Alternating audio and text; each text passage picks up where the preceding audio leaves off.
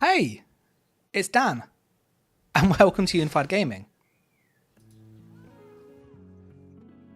So tonight I'm going to be focusing on showcasing some PvP builds and just really kind of what has Scribing done to make these better, answer questions from you, and just really sort of relaxed. I've been sort of a bit absent past week or so.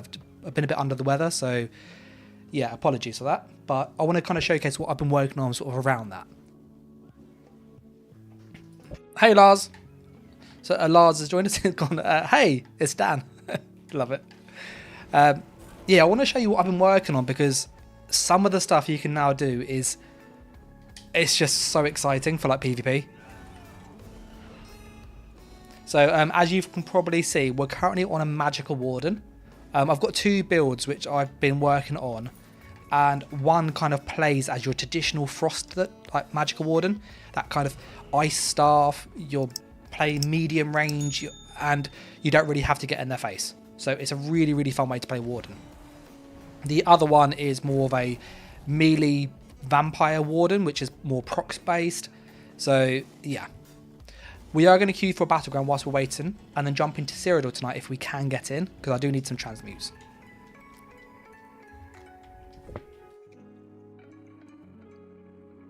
How are people doing tonight?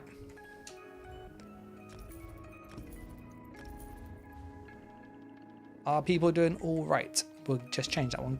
I need to get the mail.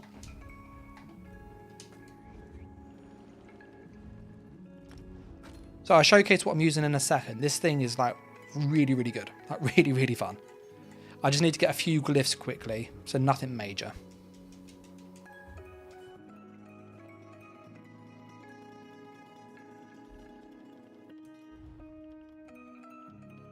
One, two, three. Lars says, I'm loving your sorcerer build. I'm low CP today, but a 2001 CP got teabagging me after his friend had to come and help him. Otherwise, I would have constantly pressured him and he ran. Love it.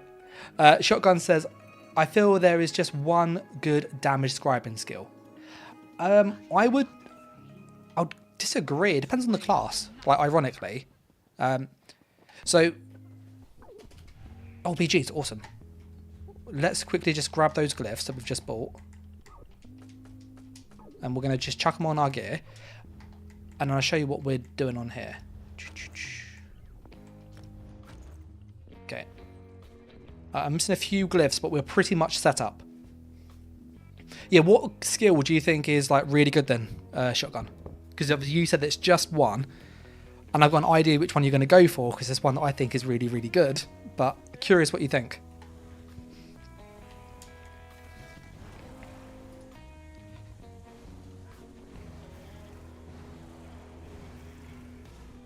We'll just get rid of all of that.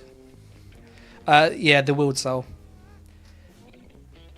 Lars said, I changed the spam ball to the soldier one and removed the 1000 mag. I know the one you mean. I'll show you what's here. Superstar, amazing. Shotgun's talking about this. Let me just see if you can see that. You can't really, can you? I will move my controller icon after this match and I'll show you what he's referring to. This is deathmatch. So let's put our buffs on. I've got the wrong skills, but it shouldn't make too much of a difference.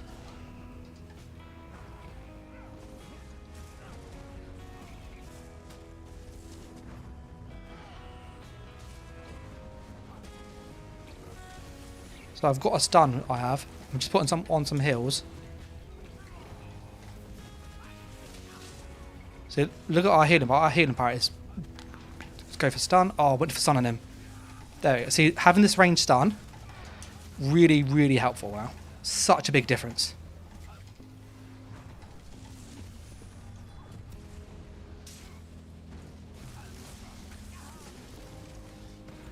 Let's put on some heals quickly. 3 heals is like not fair. So we're going to push up here. Go for a heavy attack into a stun on him. There you go, he's stunned. You can just see that ice reach really hitting him hard. And we've got 40k health, which is like stupid.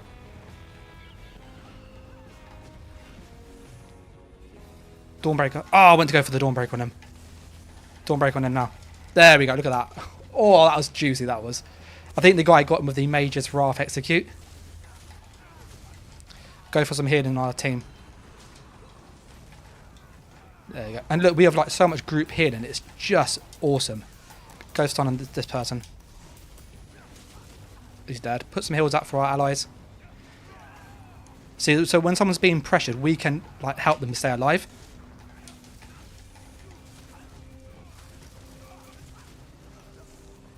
Oh, that was some really good stuff there. So I had 3 assists. And we've got some heals out on them. I just love Warden. I absolutely love Warden. It's my favourite class. Okay, I got a Dawnbreaker. I'm going to go for a Dawnbreaker into a Deep Fissure.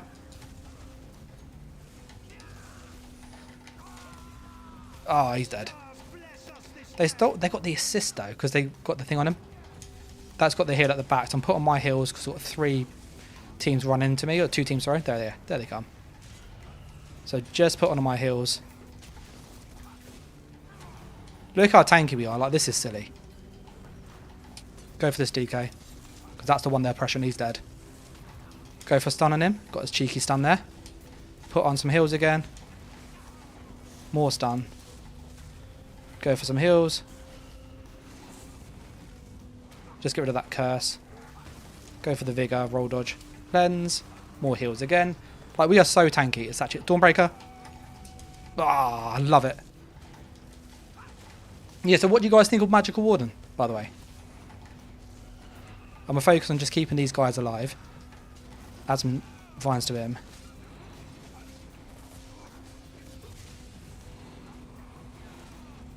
So they've got a cheeky martyr block person there. Let's keep those heals on him. Keep him alive. There you go. Yeah, chugging out those heals from him was like absolutely saved his life. I've gone for a roll into a vines. Or I'm going to die here. I went too focused on healing. Let me just check chat and see how we're doing with chat.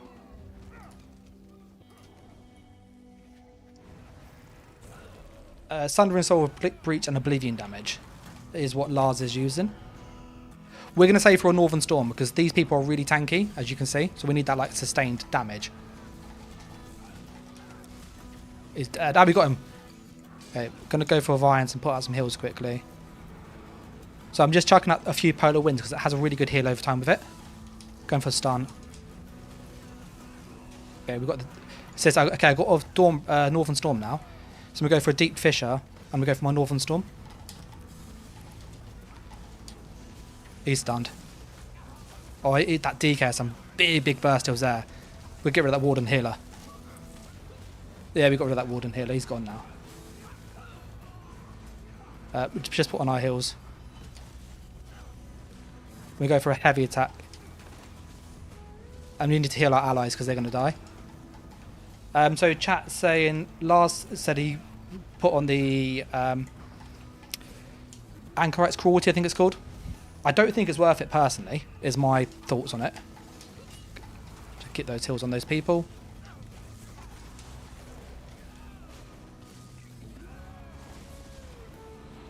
And just put some heals on me here.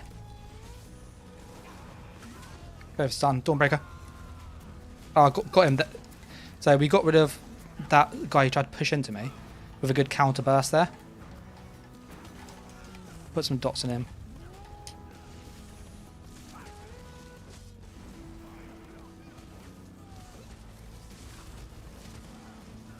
Oh, that Templar got very low, didn't he? Whew. We need just heavy attack and get some resources back.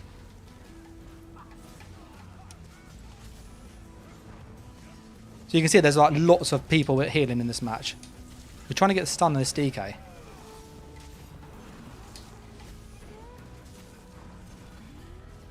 Dawnbreaker. That Warden. Oh, that Warden's dead. The reason I don't think the Cruelty one's worth it, I'm low health but I'm risking the damage. The problem with Cruelty is that it's 1.5% of the max health. So if they've got 30k health, it's like, I think it's 450 a second. Ah, I've got him. Ah, we got him. That stun was good then. Stun. Get another Deep Fissure going. Put on my buffs again. Go for a stun. Go for Dawnbreaker on him. I'm going to go for heavy attack into Fetcher. Try and get those dots back on him. Deep Fissure, go for a stun.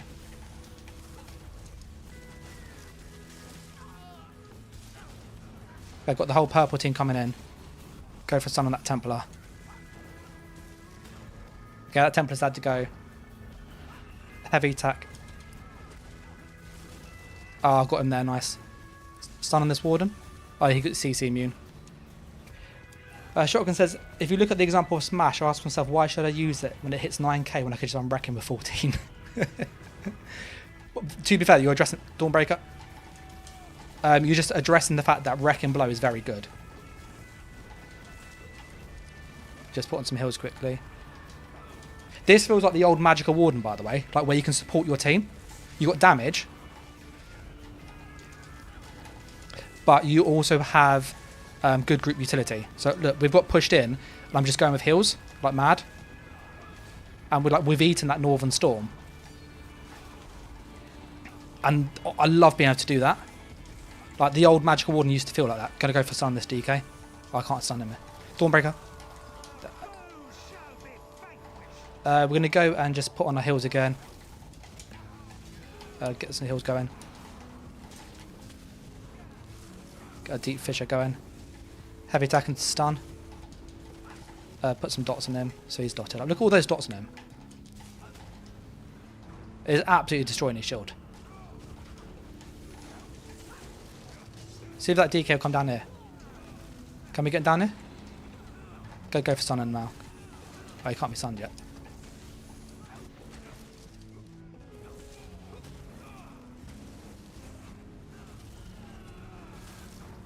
We'll go for a Dawnbreaker now.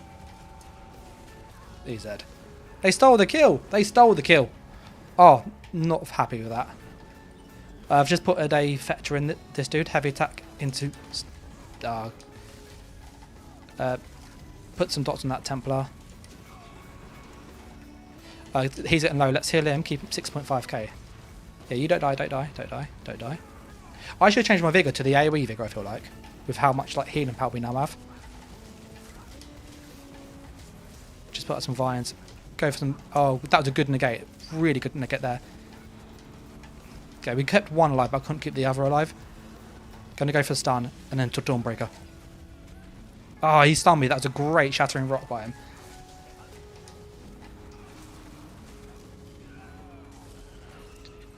I'm going to push this DK again.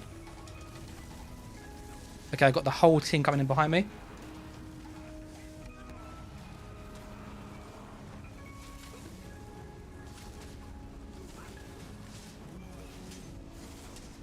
Oh, my health bar got low. Oh, I got too focused on healing. That corrosive got me there.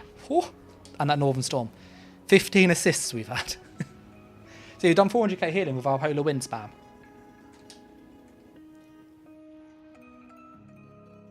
Just catch up with chat. So Rob was saying, when theory crafting builds, is it easier? Is it more about the sets than the class itself? It's a mix of both, in all honesty. Every class has like a similar structure. I'm going to go for Dawnbreaker now. Oh, I got stunned. Terrible time to get stunned. I would have got the kill then.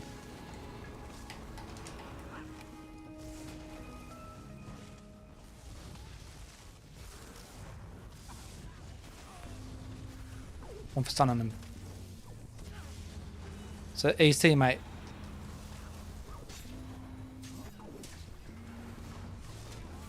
He got a cheeky master lock on me. Cheeky master lock. And that was the glory. That's such a good execute, that is. The portal's broke. Yeah, so when you kind of theory class, 9.3k critical. That's insane, that is. If he pops down there, I'll keep him alive. Dawnbreaker. Oh, I'll get my Dawnbreaker. I'm going to save for a Northern Storm, actually. I think we need the extra like push, because they've got a healer with them, that red team.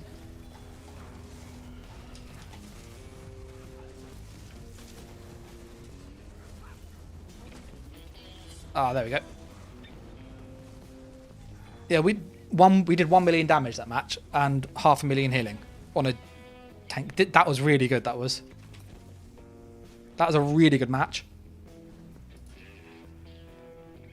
Sorry, I'll catch up with chat. I was just very excited to play Madden. That actually felt really good. So, Laz was saying about the Oblivion damage on the Anchorite's Cruelty, which I will jump out of this BG and I'll show you the problem with it.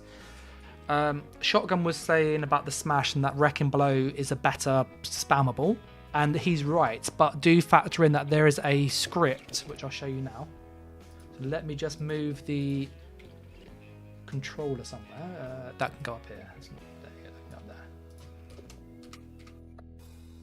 Yeah, so that way you can see it still.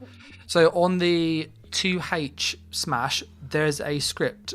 So you've got like physical, for example. I think it's this one. Is it this one? Yes, Wayfarer's Mastery.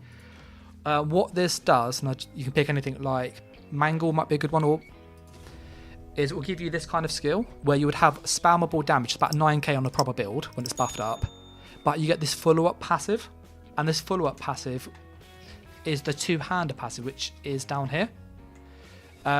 You get basically 10% bonus damage.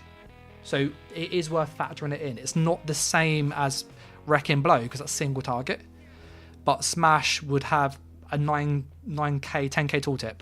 With that 10%, it's about 11,000, but it's AoE and it hits every person.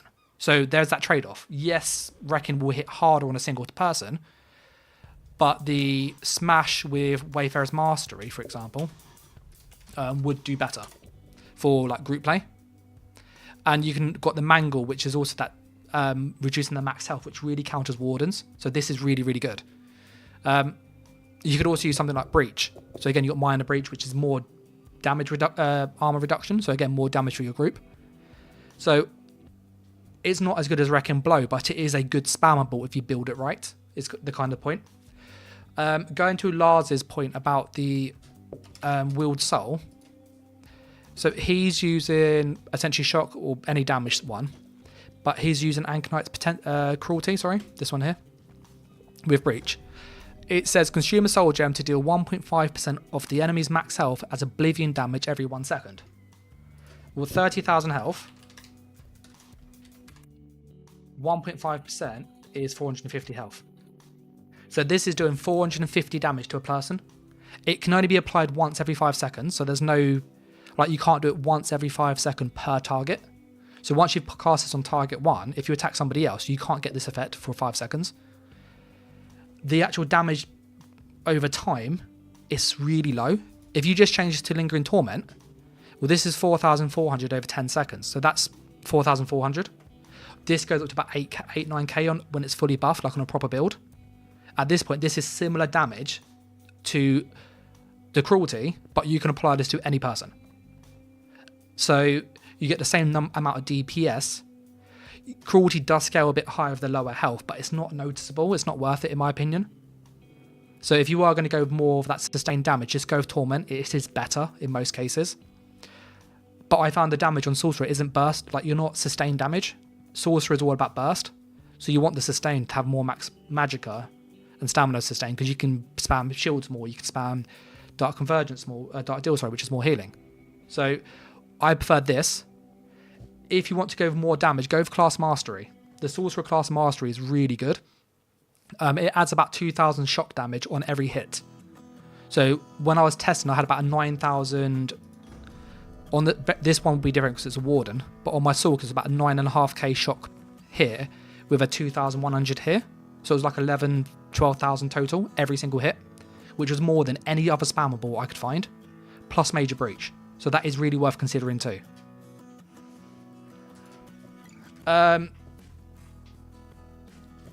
We'll queue for another BG whilst we're waiting.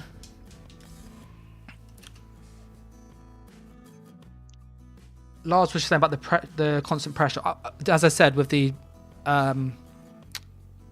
Lingering Torment, I think it's just better. Robert says this build looks very solid. Yeah, it's ridiculous. I've been playing around with Magical. It's my main class. It's the class I love to play the most. And this patch, it feels like the old Magical Warden from 2-3 years ago, where you have good damage. You've got good group utility. You've got really good group healing. You can kill people. It's not easy because you don't have an execute, but you can kill people, as you saw. But what you have is that versatility. You're good at everything. There's not one thing that you're bad at. It's got good healing. It's got good movement. It's got good damage. It's got good pressure. It's got good burst. It just lacks an execute. And that's how Magical Warden used to feel. And it kind of feels like that now. Our damage is really high. Our sustain's awesome. Our burst heal's great. Our sustained healing's solid. It has so much just... It's so well rounded. So Scribing has really allowed that to happen just because this Dazing Soul gives us a stun with Major Defile, which reduces healing, which means it's a bit easier to kill people.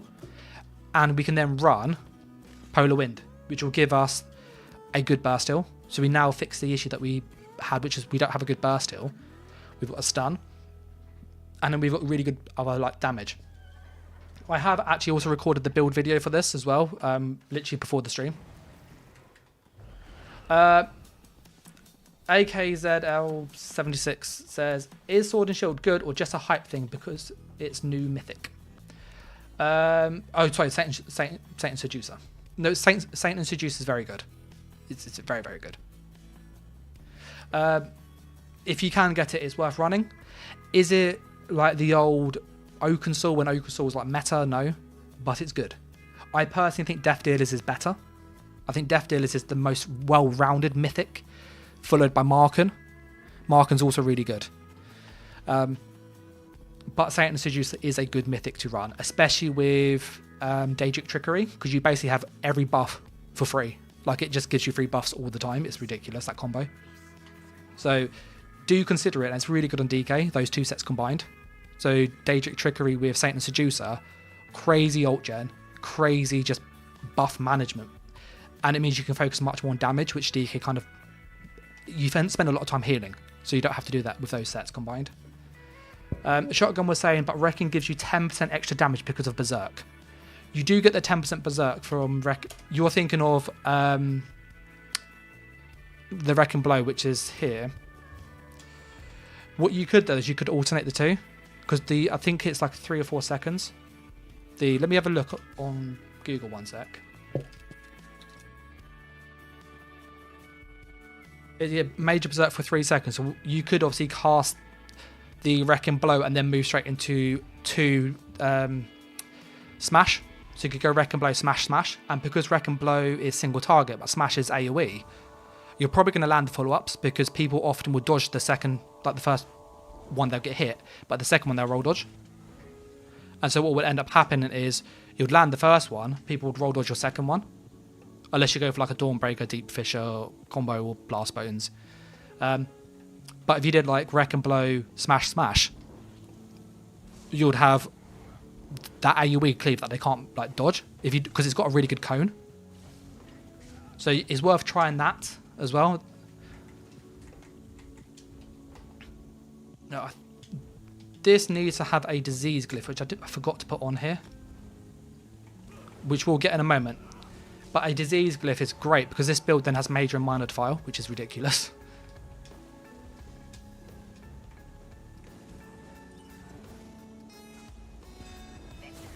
I'm just going to use my food before I forget, because I always forget mid-fight. And then I run out of food. I'm like, oh no! Okay, this is domination, so let's follow these dudes. Is there any way to get more scripts? I'm currently getting 3 guaranteed. You can get 10 scripts a day. You can. There's a video on the channel that shows you how to get a guaranteed 10 scripts every single day. And you can transfer them to... Hello. Go for stun. See, they don't expect a stun now, do they? No. What are you doing? What are you doing? You can have Dawnbreaker. Oh, he dodged it. Go for a stun again. There you go. I love the stun. We got him. We got him. We got him with the dots. That Warden looked like it could dive into the clump. It really can. It has like 40k health. It's actually stupid. Like, it's ridiculously tanky. Look at my resistances are 32,029. So we have like tank level resist for PvP with 40k health. Look, there you can see it, 40,000 at the bottom. It's actually stupid. Oh, and our sustain front bar 2,900. I think we're pretty good for sustain on this build. Can we take this? So yeah, it honestly, this just has like a stupid amount of stats. It's tanky, great sustain, good damage, good sustained damage. Just, it's just silly. And I think I'm missing a couple passes, which I could probably eke out a little bit more out of this in like gear stuff, but it's not worth the gold. Oh, no. What are you doing, mate? There you go, he's dead. Don't go for stunning him. Oh, you can't be stunned. Over my heels.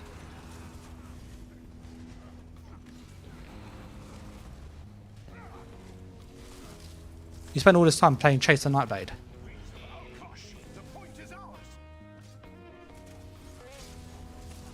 There, we got him stunned finally. There, he's dead.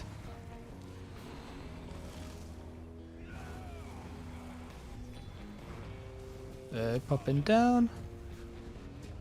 Yeah, I like passive healing on this. It's really, really good too. Oh, I've got Dawnbreaker. I'm going to go for Deep Fissure.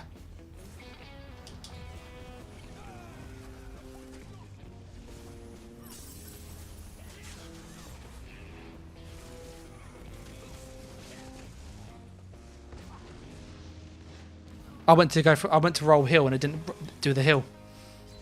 I went to roll heal and it didn't fire. You'll see when I die, I do push roll dodge polar wind like this, and that normally fires, but the heal didn't fire.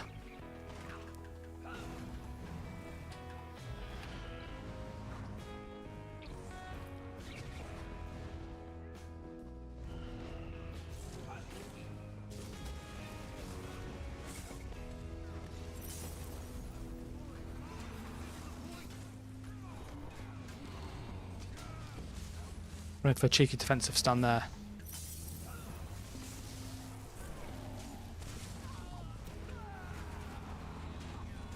Cheeky defensive stun there. Love it. Love that defensive stun. I went to go for that guy. The Nightblade got me. I didn't see the Nightblade. That Nightblade hit me really well with the surprise into execute. I got greedy then. This is where you need detect potions, by the way.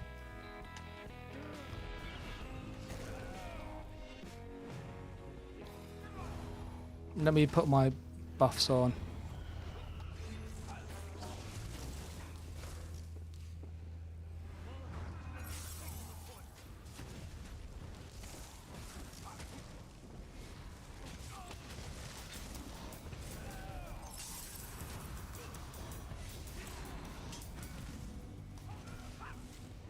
He does hit hard though. He's like a proper glass cannon, he is, on that Nightblade. Really high burst. Looks like he's got Tarnished and Way of the Fire. Yeah, Way of the Fire's proccing on me there. So yeah, when it comes out of stealth, it hits really hard. Which is why we have so much health to stop that.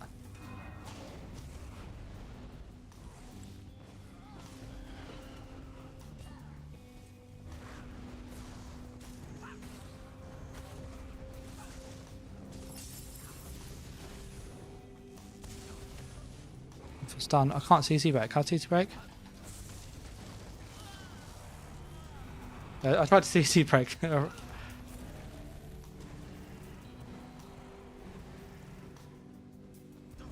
we go.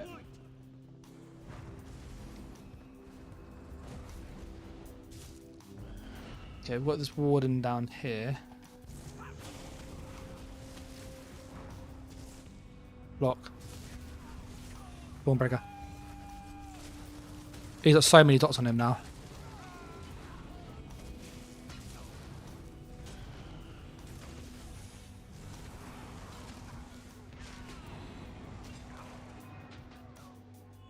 The two Nightblades. The Nightblade came and it hit me with that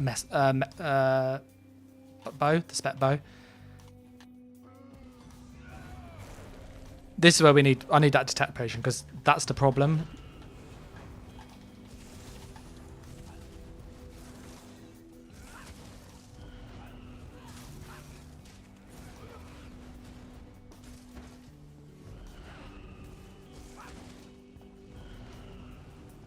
I need an execute.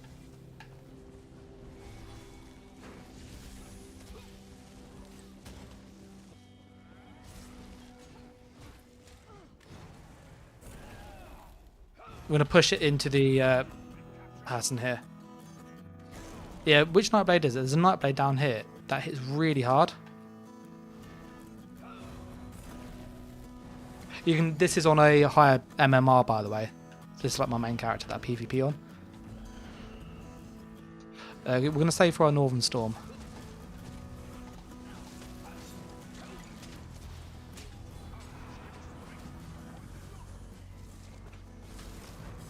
Go for Sun.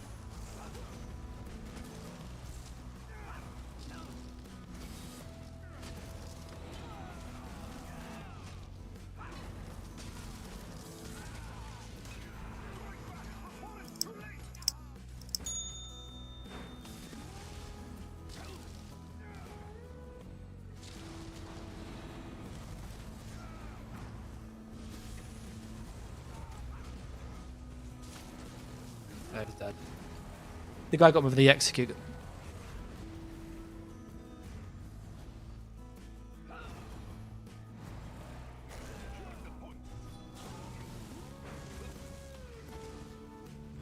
I'm going to push back and just see if I can pull, because I got that Nightblade with him.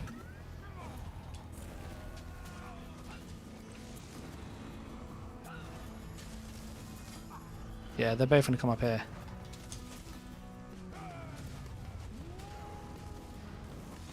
Popping down. Ah. Because I was waiting for that Nightblade to hit me. He's got Tarnished Nightmare on. So he hits really hard out of stealth with like a heavy attack into Spec Bow. Because that hit me before and it hit me for like, I think it was 20k. Which is like half my health bar. So like you have to still be mindful that of, even with a tankier build, a good burst combo will do half your health bar. And when there's two people, if the other person has the same kind of damage, they sink, you're going to die. So that's why that last bit I was moving around a bit more than I would normally, just because both of them were sinking really well. Though the Nightblade was hitting me, I'll show you on the combat metrics. Damage received.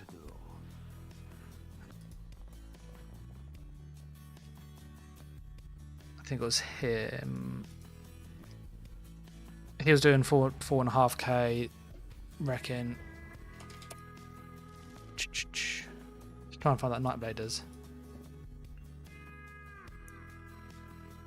Yeah, 7,000 it was critting me for. Like it was hitting really hard, that 5k to 7k crit. So when he's doing that with 3k tarnished and the light attack 2.7, and then I think he had Way of the Fire somewhere. It was like doing sort of 15k on his outer cloak, which was, you know, that's like over a quarter of my health in one hit.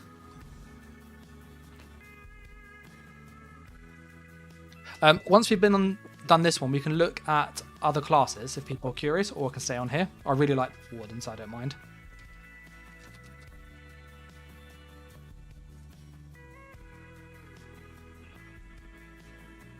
So I'm just going to put a quick poll going, want to change class, yes or no? If it's more yes, we'll switch class. If you have a specific class in mind, so like Sorcerer, Nightblade, Arcanist, etc., puts it in chat and I'll kind of go from there. So this is Deathmatch. Well, it's like Team Nightblade down there. 3 Nightblades.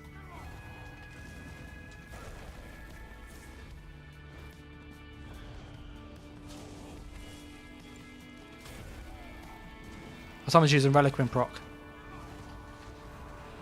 He's got a Reliquin Bowtalk, he is.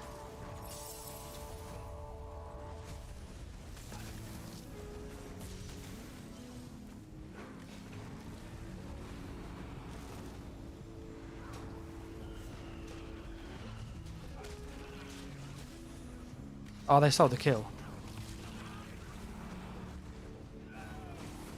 Yeah, I've got 2 Haunting Curses on me. That's going to hit me really hard, that is, when they go off. They're literally like synced. But bang bang. There it is.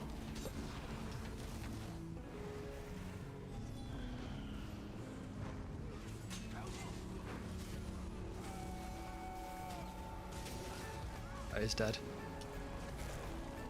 Yeah, so that Nightblade there, he's on this little ganker. He is. Go for a heavy attack stun. If you notice, I'm putting the dots on him on purpose, so that way when he, between his shields, he's got lots of dots eaten at him. Okay, purple's coming in, so I'm just put my heals and just move up. There it is.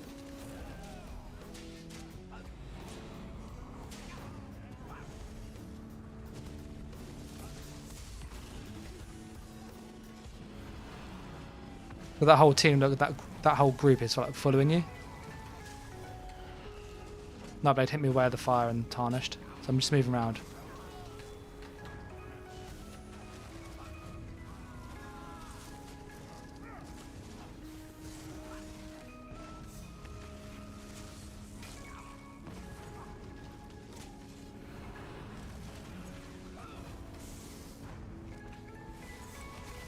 Okay, the Arcanist has come here. He's dead.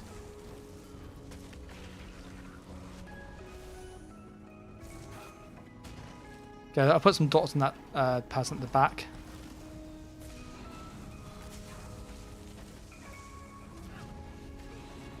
Good overloads on him.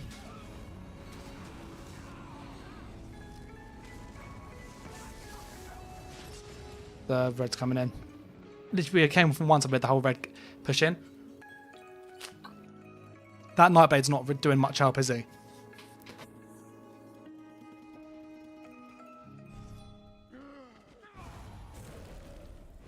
He's literally...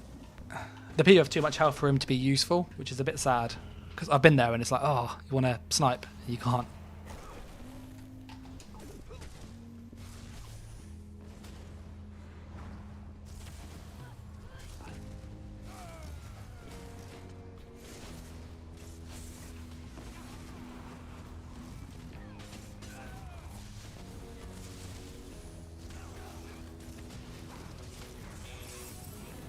That Nightblade again. Whew.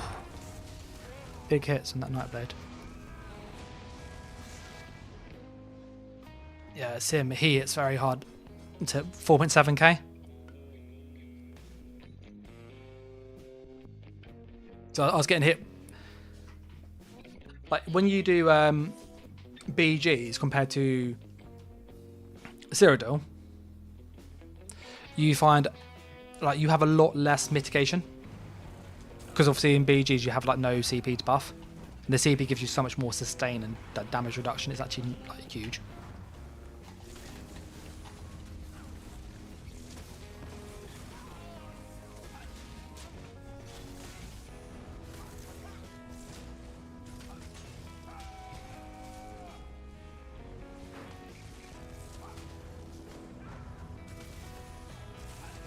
Dead. Shepley, I think it's pronounced. Says I don't understand. See, look at that. Freaking 2 Nightblades. That is very odd, and there's a snipe as well.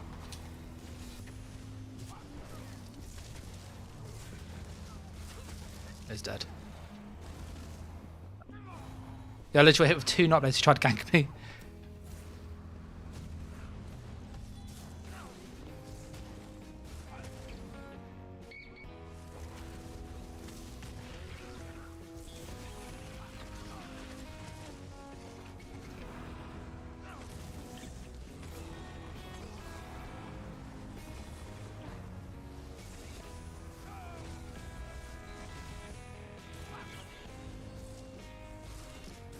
He literally ran straight back. Alright, let's go to that sword, because he's the one who keeps trying to get us.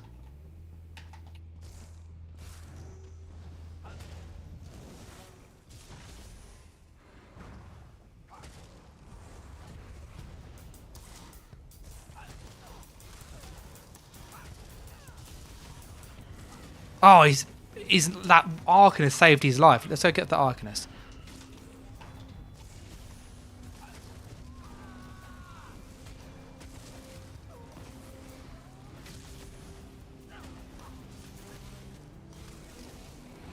Put on my heels. Go for stun on him.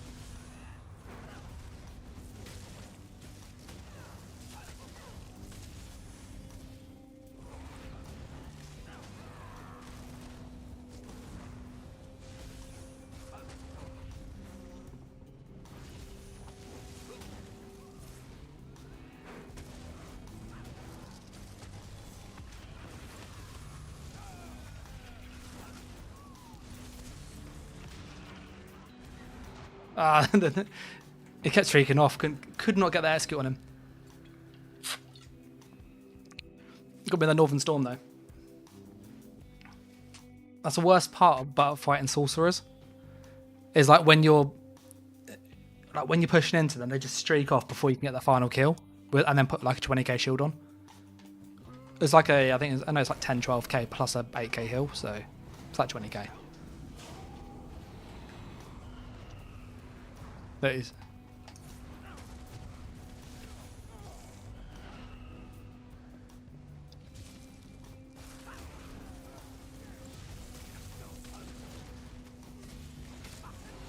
But knock him into lava there, didn't they? Whew! That Mr. Sulk. Look, he's run off again. That warden.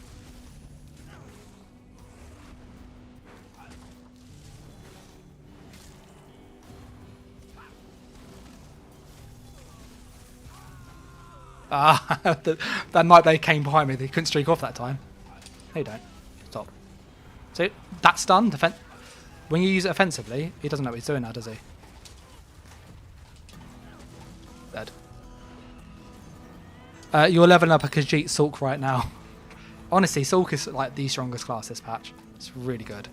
But Sulk and Nightblade, they're both very, very good in their own right.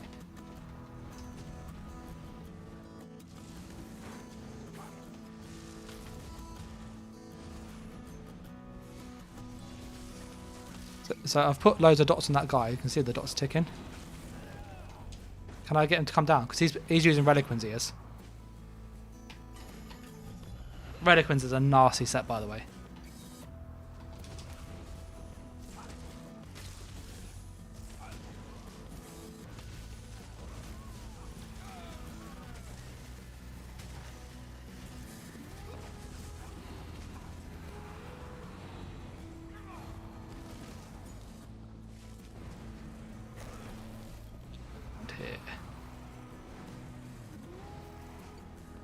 There's that Arcanist.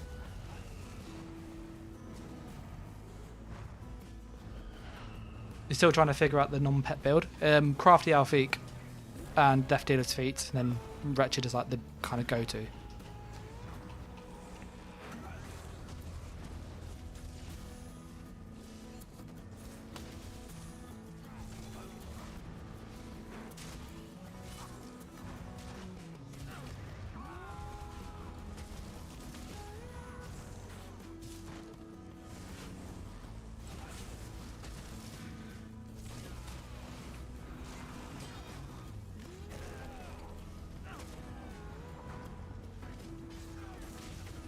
Stunned.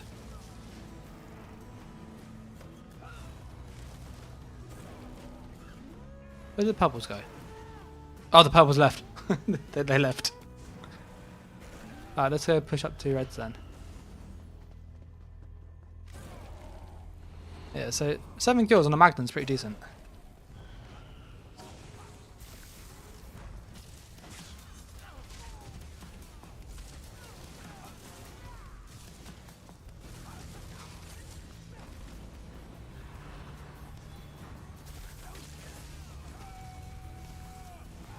Got a Nightblade hitting me from above with the snipe.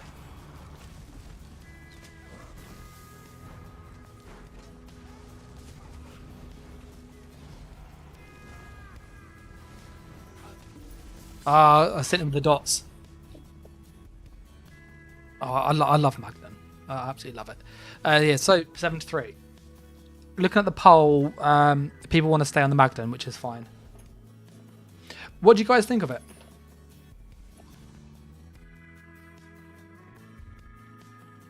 I need to change the skill as well before I forget. I keep forgetting to change it.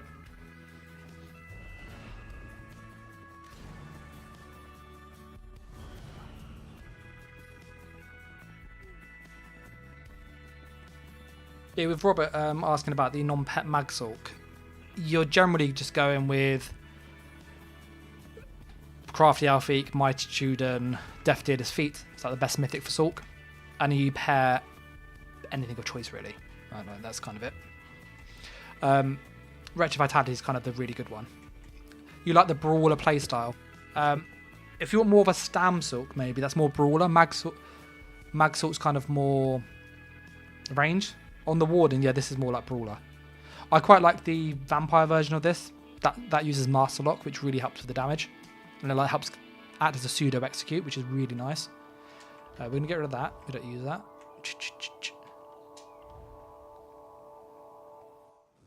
Neil says, I think the Mag Assault build is better for now. Yeah, I'd agree. The Mag Assault is a stronger class. I think Mag Assault has a lot more going for it than Warden does, sadly. And it's sad because I love Warden. I really do. But we just don't have the same stuff. Just seeing if there's any other passives that I can get that. No. Yeah, so what I would use personally, which I forgot to swap on, is this Lotus Blossom. So we use this instead of Living Trellis. It's a similar heal every second, but it gives us our major crit passive, which is really useful. And that means we crit more, which is like a big damage boost. So that is quite nice. The pole is still kind of more stay on this class. So we'll keep on it one more and we'll see. Streak says, you know how much max mag equals Harden Ward shield point? Was it 43%? It's a bit different because of PvP with Battle Spirit. So the shield cap in PvE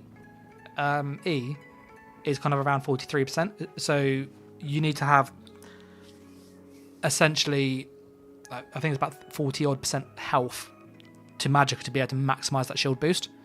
But in PvP, it's slightly different. Having tested it thoroughly, I couldn't find any situation where adding Magicka on a typical sorcerer build with at least 25k health gave me a smaller shield than just adding health. So you're better just if you're over 25k health, everything can mag. If you're below 25k, like 20k health, then you will need to obviously add health. There's no getting around that.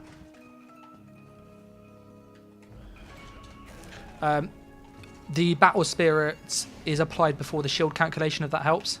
So for example, let's just check our relic. Someone's just taken that. No, come back. He is. Look at him. Look at him go. He is like proper nitpicky, isn't he? Oh.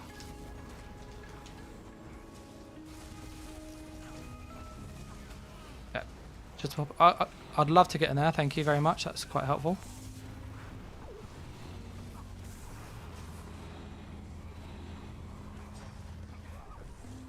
Oh, he's on a bash build, he is.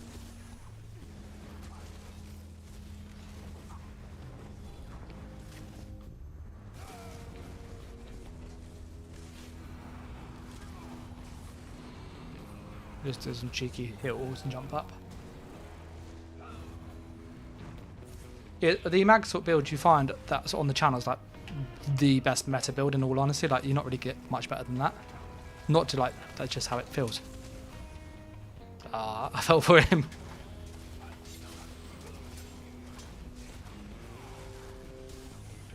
Oh. I'm not going to mess around with that. It's just a waste of freaking time, that is.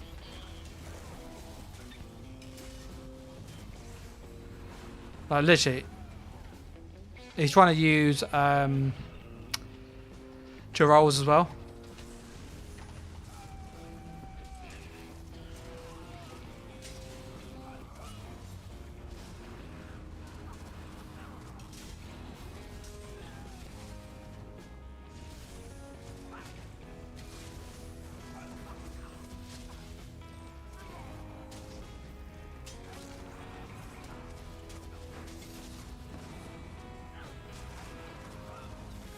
That snipe at the back is actually quite annoying. I couldn't heal because of the Gerolls on me.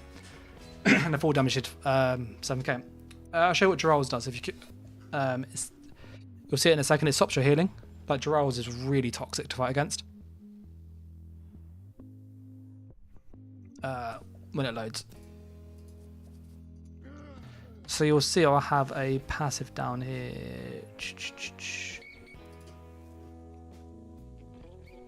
Is this Malady?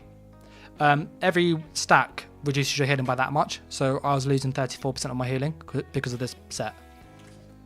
It's really, really strong to fight against. So on a shield build like an Arcanist, it's very good.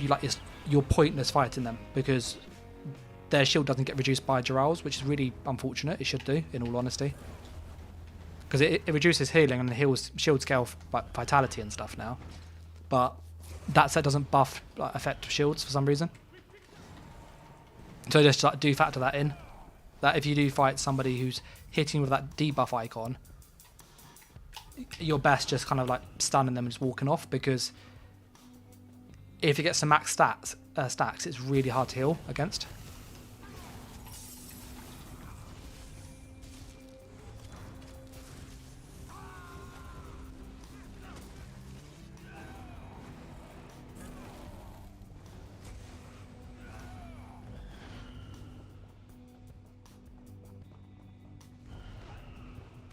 I do like the bash build though. It is fun. It's just quite trolly. Good BGs. That's kind of like where it shines.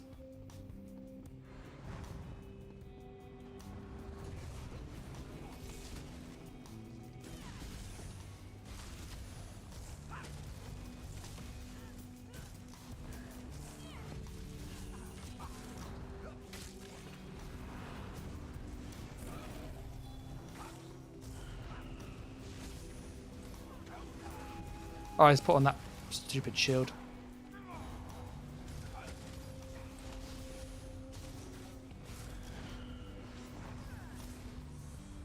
You see, like, it doesn't have enough damage to burst people, so it's just about overwhelming them with procs.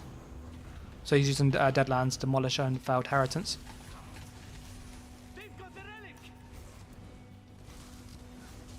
That's quite cool what he did there. I'll give him that. The back and forward, the portal play, that was quite good.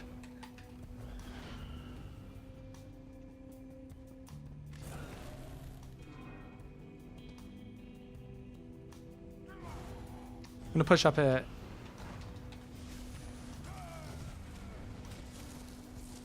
Let Nightblade go.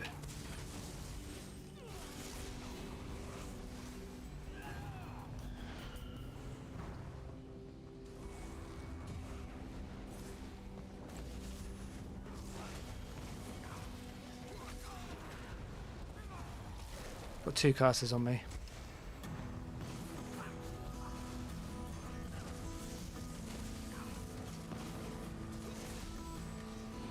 But when those both curses go off, they're going to hit really hard. Oh, that fall damage.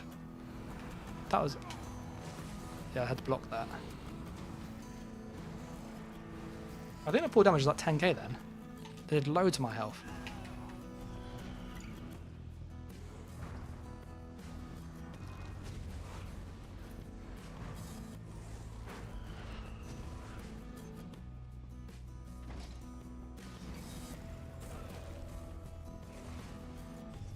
I wonder where that sword went. He literally like disappeared.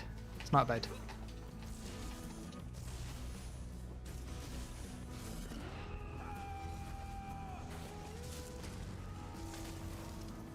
He's got loads of dots on him.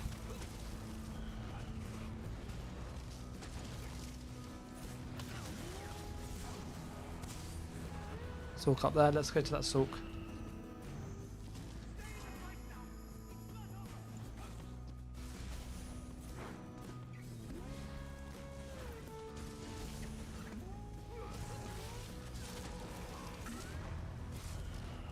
Oh, that was a big curse on him, wasn't it? Oh! He had like loads of health and he just popped.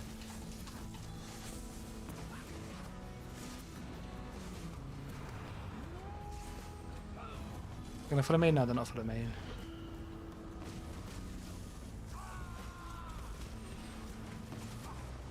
You see how big that shield was on his health bar? If I can CC right, that'd be great. There you go.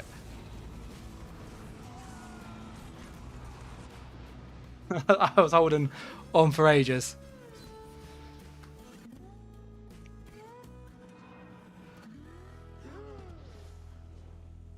Get after them! They've got the relic! They dropped the relic! I should use Northern Storm more. Northern Storm is a really nice ult.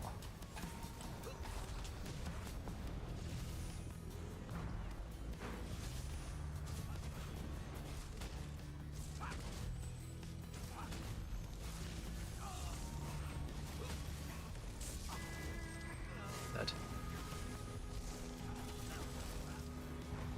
He's gonna streak off in a moment, eh?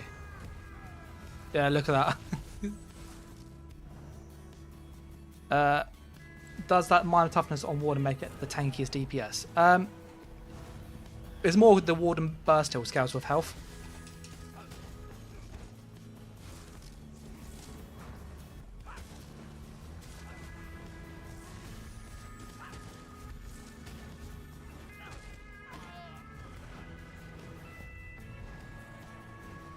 Like, you can see how annoying that is when you fight an assault. You just can't do that.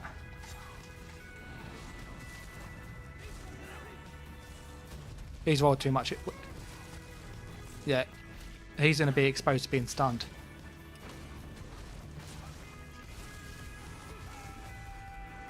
Dead.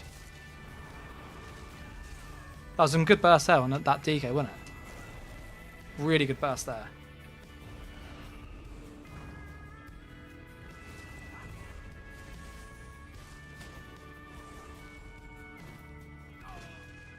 Hit all the boys running.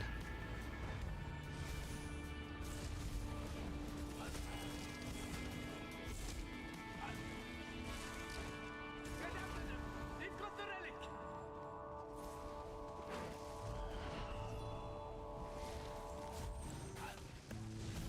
I'm deliberately applying all my dots on him again, by the way, because it just keeps him really pressured. Ah, I went to go. Yeah, that sword just kept running away. It was it him? Yeah, he got Mr. Walter just kept streaking off. I think it was every time he tried to fight him, he just ran off.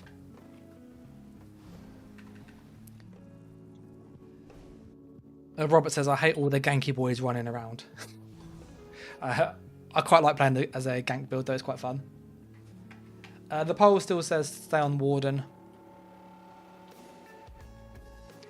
Yes, it does. I don't actually use it though. Me personally, so well, when an ice staff is equipped, blocking uses your magicka. I don't like that. I find that normally gets me killed because I'm used to blocking with stamina. Most people are used to that, so I find that this passive here more than often gets you killed, and it's only a 6k shield, so that's like halved in PvP. It's 3,000. It's not a big shield, in all honesty. So I would rather use my stamina for blocking because I can block and heal whilst I block, and my magicka sustain still kicks in. Some people prefer it. I don't get it personally, but each their own.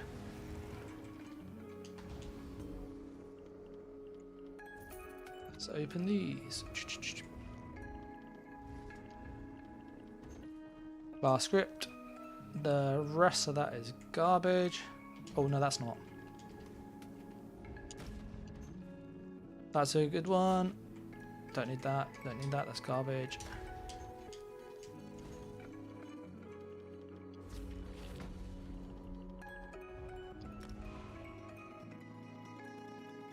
So we'll do one more with this, and then we'll probably switch class, because I want to kind of showcase other builds because give them the name of the stream.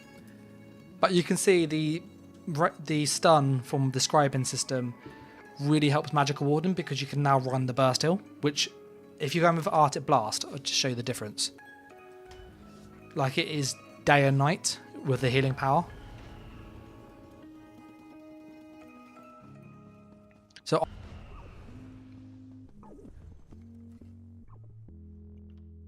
So if we Arctic Blast is an 8,000 heal, Polar Wind is a 13,500. It's like significantly better. Arctic Blast has a heal damage over time, so 1,100 every 2 seconds. Polar Wind is 3,000 every 2 seconds as in healing. So I just find Polar is a better, more useful skill. It's kind of my take. Whilst we're waiting, we could probably look at doing some Cyrdodiil as well if we can get in. I'll see where the queue is for Cyrdodiil. If it's not too bad, we'll wait. If it is really bad... Oh, it's only 2. Okay, well, if we get into Cyrdodiil, we'll go for Cyrdodiil for a bit. Because I want to get tier 1 on this character. I need the transmutes. But I also like playing Warden. And it's just another excuse to keep playing the class. So, yeah.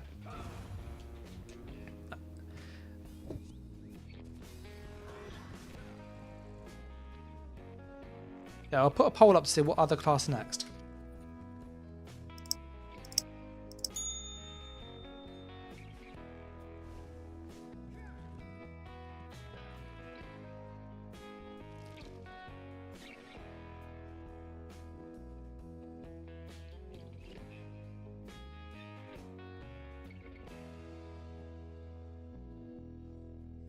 Yeah, I'll put a poll up with just a couple builds.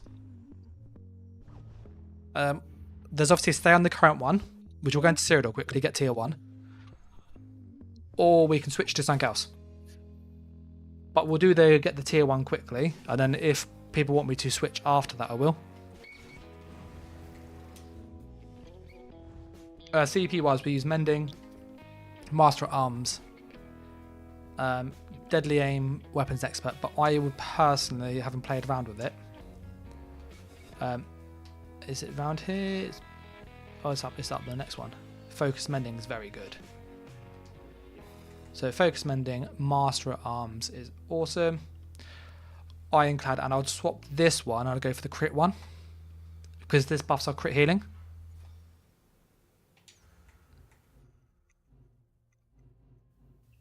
So we get rid of Deadly Aim. And then you can kind of go with whatever you like, really. But yeah, crit, healing, damage, and then some kind of defense. So Ironclad's like the good defense one here. I'll put this in and I'll do a quick redistribute. Take some out that I don't need.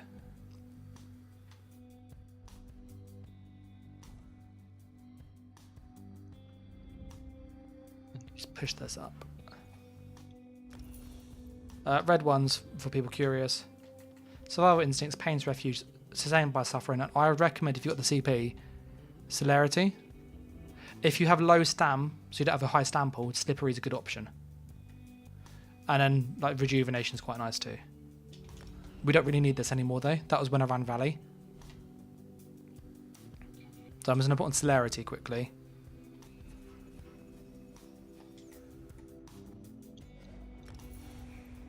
Okay, we're going to decline that. And then we're going to stay in Cyrdodiil. And we are going to go towards Robeck, I think. This mount has a good speed, by the way, which is really helpful. So at the moment, oh, there's people here. Let's pop outside. How bad is it?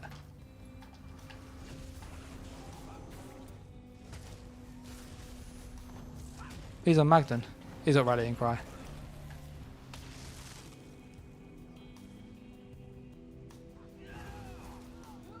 He's in a vamp then.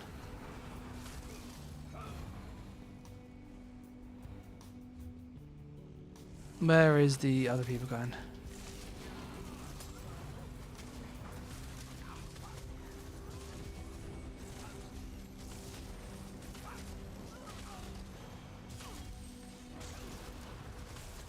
Where's a Hofgar?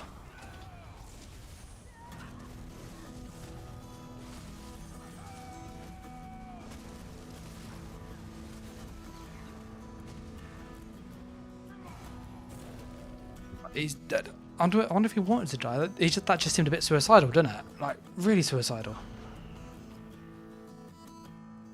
Someone put in the chat, pew, pew, pew. That dude up there, there's a dude sniping up there. I think it was him. We're going to pop to Robeck. And then we'll see what's going on over there.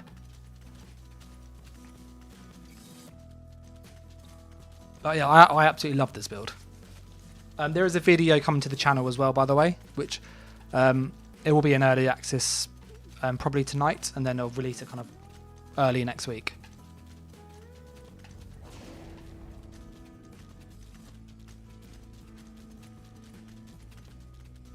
Okay, it looks pretty quiet over here. Not much happening this side. It looks like they're attacking the reds. So we might actually have to die to get a TP over there. Yeah, there's nothing over here. Alright, we're going to die and go towards... yeah, probably go from Chalman down, I think.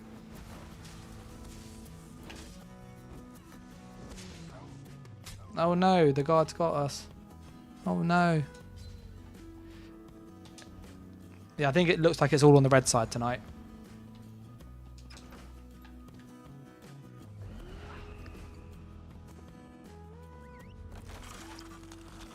We're going to go down to Blue Road. Because if we can get into that action, that will give us more AP, which I really need to get the tier 1 on this. The poll at the moment is Dockler in the lead so far with Nightblade Sniper second. So if you have a preference on either,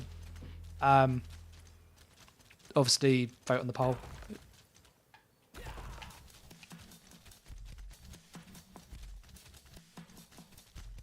What do you guys think of this Magdon, by the way? You've seen it a little bit tonight in kind of a range of different scenarios, and I've been pushing it really hard to kind of showcase how aggressive you can be, and obviously if you're too aggressive then there are consequences. But what do you make of it as a whole?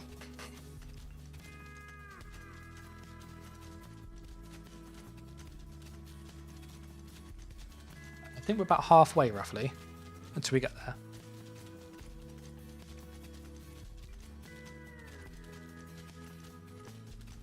Oh, looks like Sedge is under attack as well. Alright, so we shouldn't be too far from here. I wonder if it's blue or yellow. I didn't actually check that.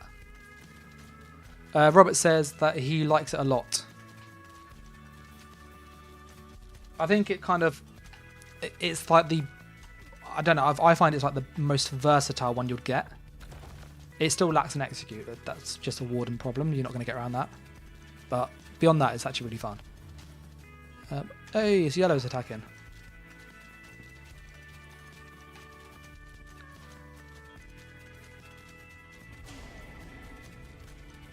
Okay, then that's closed. Yeah, I should have really checked if this was being attacked by blues or yellows, shouldn't I? That's so annoying when the crystal blast from the guards knock you off your horse.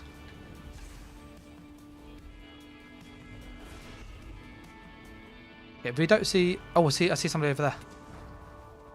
See a red.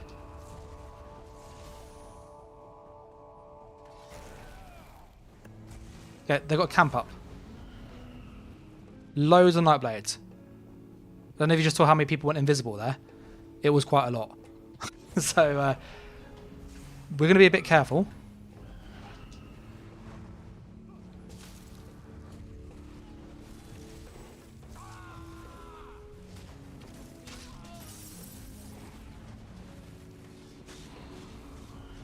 Okay, are they going to follow me? No, he's not. Okay, we got rid of that one Nightblade though.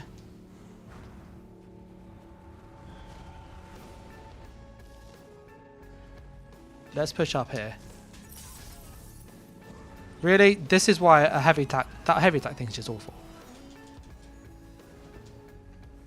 We'll burn that. So he should bash me now because he shouldn't have let me done that.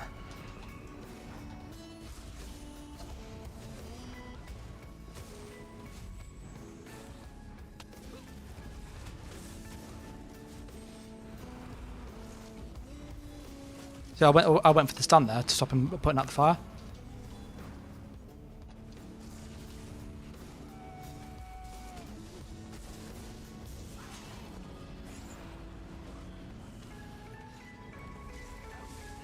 So I'm just healing up. Gonna go for a roll and see if they follow me. No, they're not.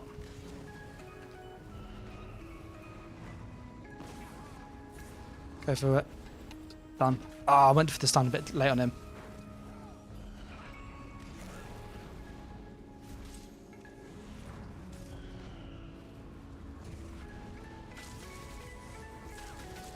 Oh, that cloak absolutely saved his life.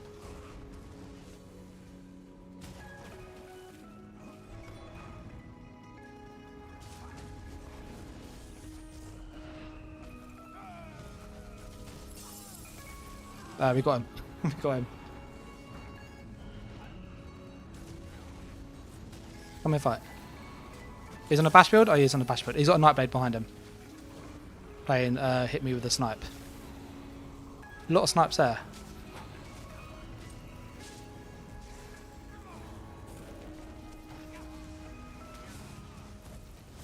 Went for defensive stun there. Oh, that's the constant stun spam.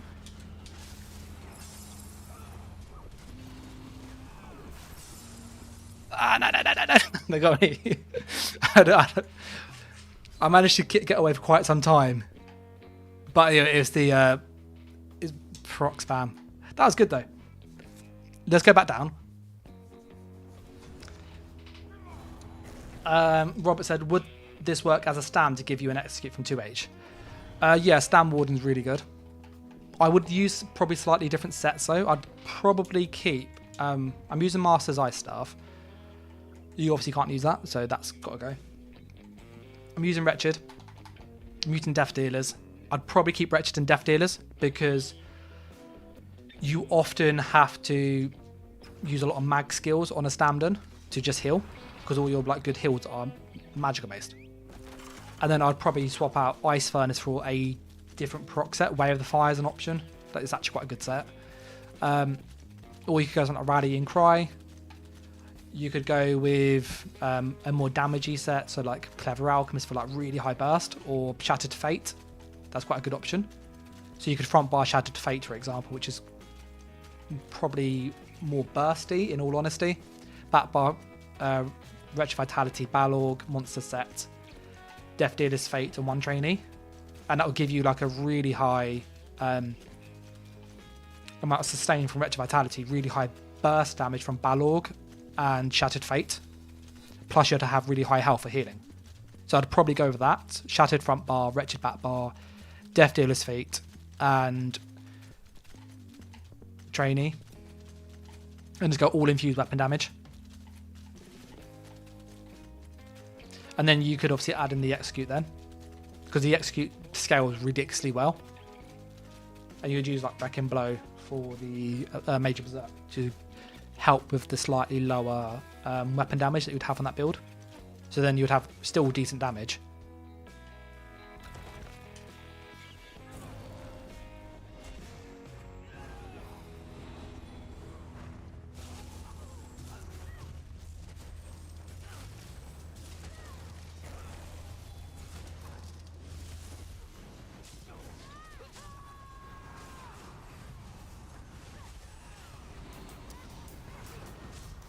Yeah, see, I was waiting for that Templar. The Templar's got a really good execute, so I have to be really careful with that.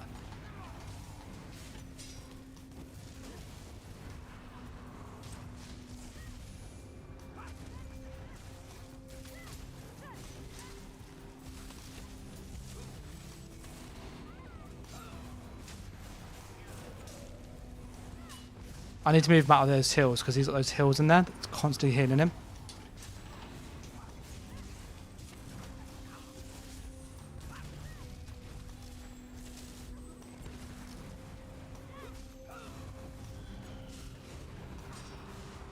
So we're just moving around. We are.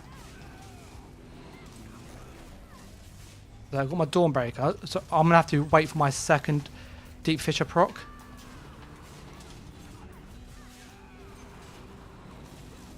So I'm gonna go for it now. So what I'm doing is I'm just charging my stuff. Salt's just coming for the action. How much health has that Salt got?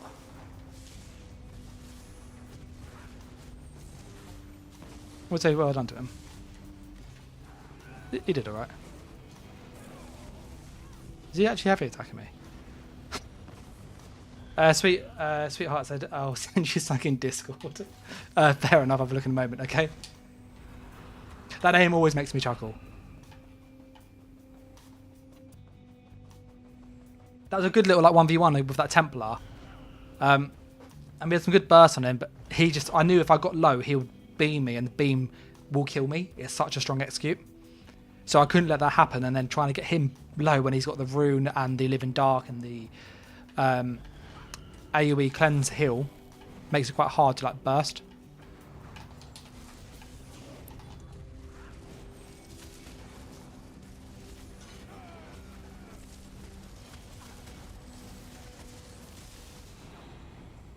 Quite a few yellows in there, more than I thought actually. Okay, we're going to go into a tower because that's not a good place to sit. They're not coming in. Is that Warden coming up? Hello, Mr. Warden.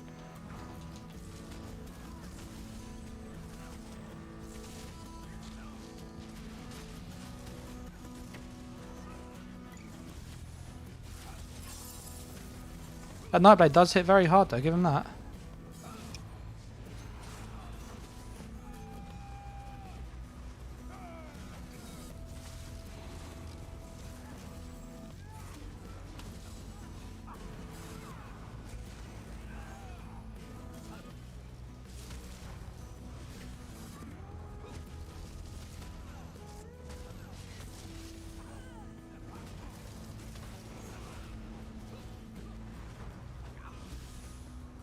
That Nightblade. We're going for the yellow. I was fighting the purple, the red. But the yellow's joined in.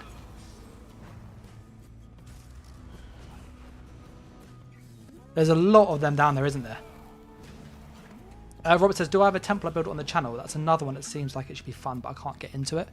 I've got one that I've been working on, which is like a dot. It's designed. Oh, that guy there.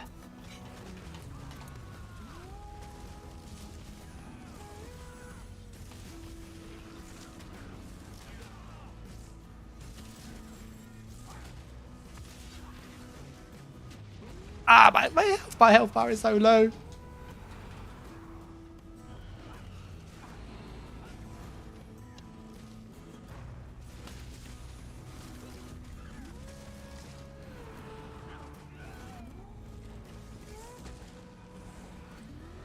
He dropped down.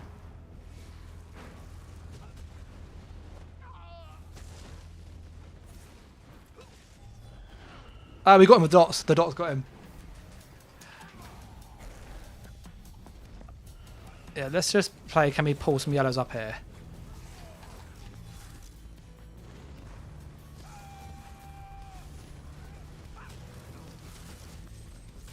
Ah, we got him. we got him. We'll burn the siege as well. I love it how that Warden and I are like, yeah, let's just leave each other alone now. We'll go for the yellows.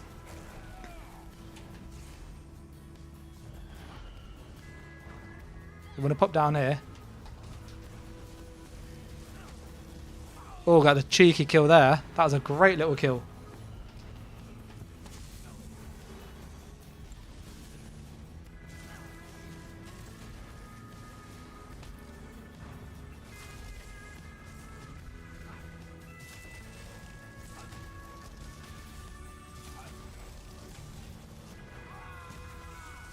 He has so many dots on him.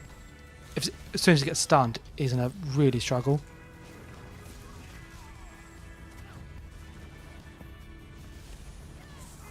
He's used a CC immune potion he has. Because I was spamming the stun to try and get him stunned. Yeah, still CC immune. You try with the overload spam as much as you like, mate. It's not going to happen.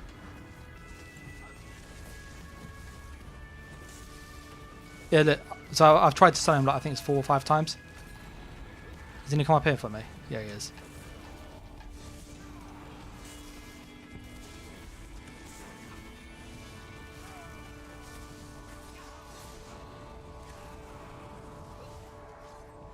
We just go for a quick kill, pop back up. Put on all the buffs.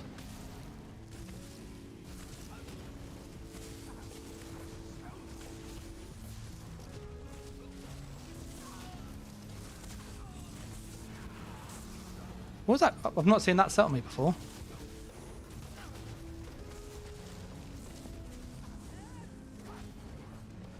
Big red group. Massive red group.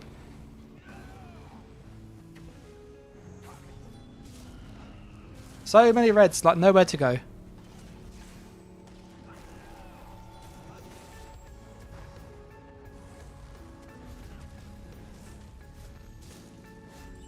get the stun. Why is the stun not reaching him? Did they nerf the range on the stun? No, it just felt like it was not hitting.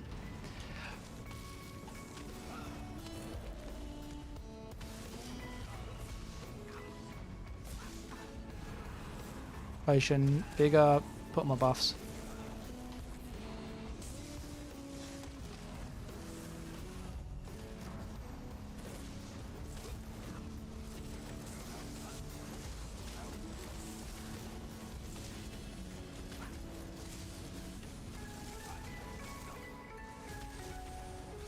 He's got so much like passive healing. You can see the vines on him from his other people.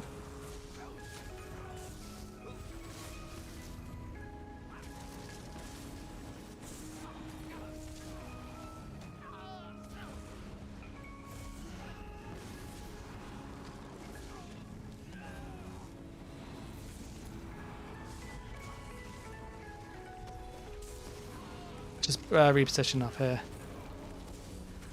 Oh, full damage. Oh, that didn't take full damage. I don't know why.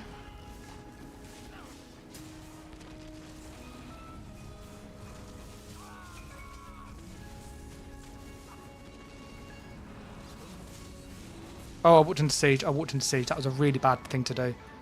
I walked into the siege. That siege. Oh, don't walk into the siege. That was awful. I think in a 1v1, I think we did well against the Sulk.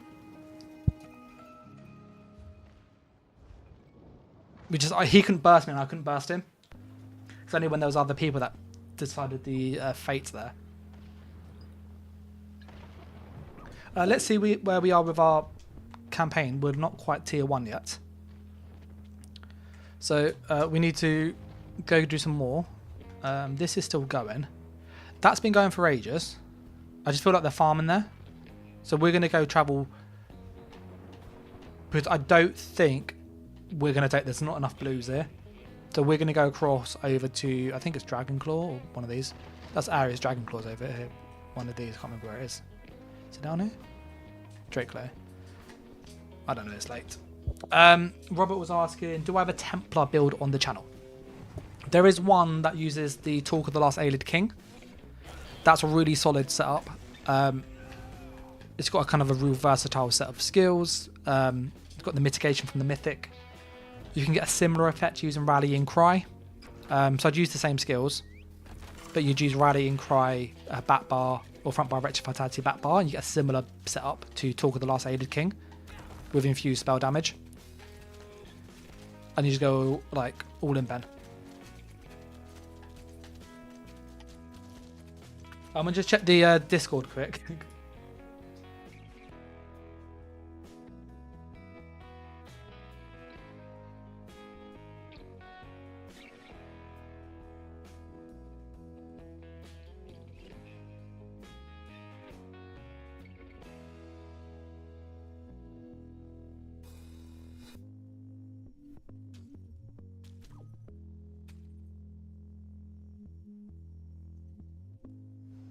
I was having a look at the thing.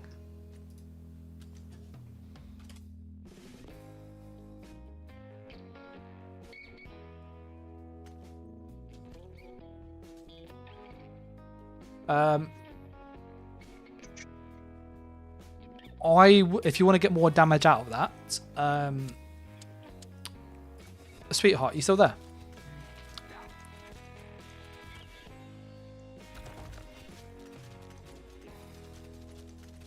If you're still there, I'll suggest a different set that you may want to run in addition to Serpent's Disdain, because you'll get much more damage. We're just going to ride in across.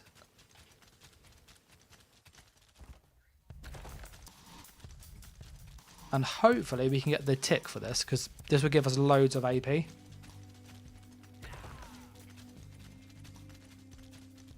So we're going to be riding. This always kills me in Cyrdodiil. I always do this. I don't know how many other people do this as well. It's just constant, just jumping off high places. And then you get to like the fight and you're like, oh, I'm at half health.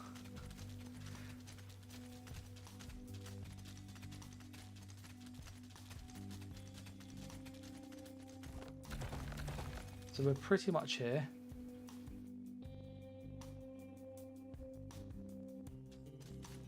Now, where are they attacking from is the question. Is it even open? No, that's shut. Okay. Oh, yeah, there's quite a big, yep, that's a big fight. Oh, no, that's siege, we don't know. Okay, we're just going to push in. We managed to get in. Where's that siege coming from?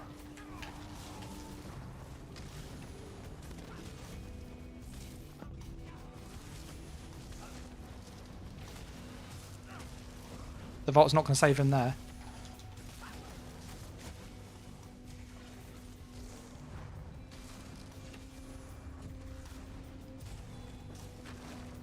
Oh no!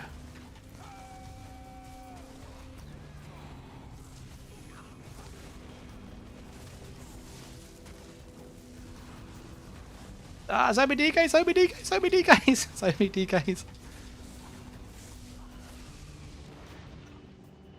I pushed in, to be fair. We managed to pull away some of the people. Oh, the camp's just gone. Hopefully someone will give me the res. Oh, what a lad. Look at him, he's going for it. Okay, we are back up again.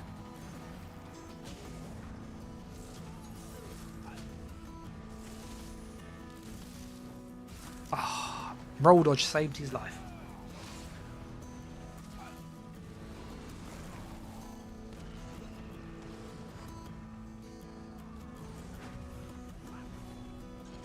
Sent my little bees on him.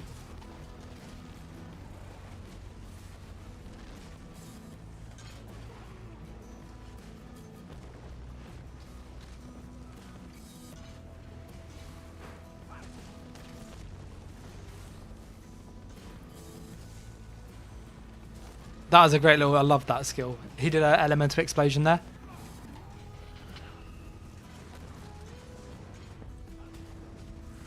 Oh, that was tasty on him.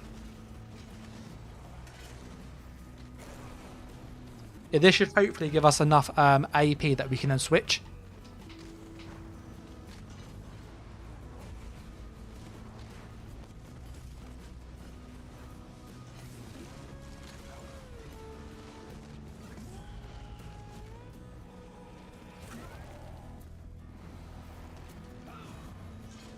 I feel like this door's going to go down quite quick at this rate.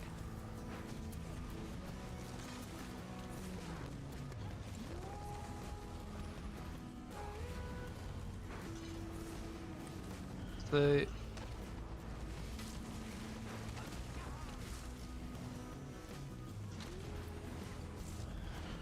we've got some dots on him. But you can't stun them on the wall with Lingering Torment. With the Daze and Soul. That's well annoying. I was wondering why I couldn't stun people on the walls.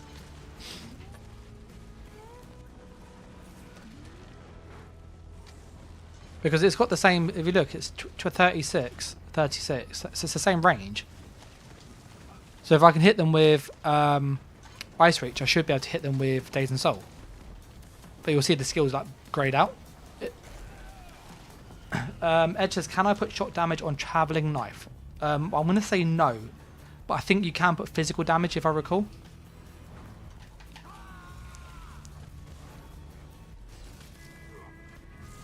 That red got absolutely zerged, didn't he? And I just wanted the AP.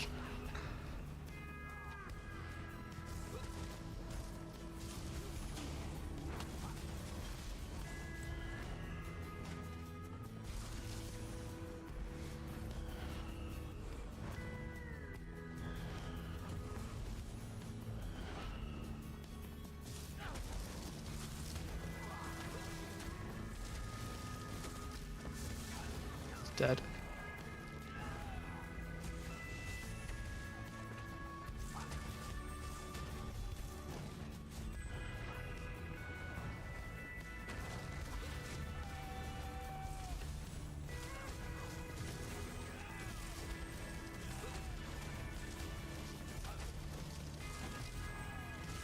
Oh, DK's dead.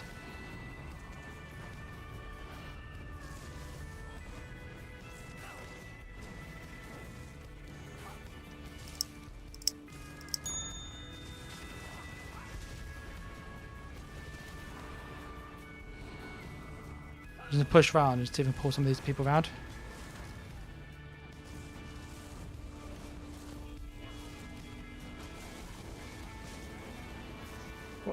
Beam coming in. That beam spam is not nice.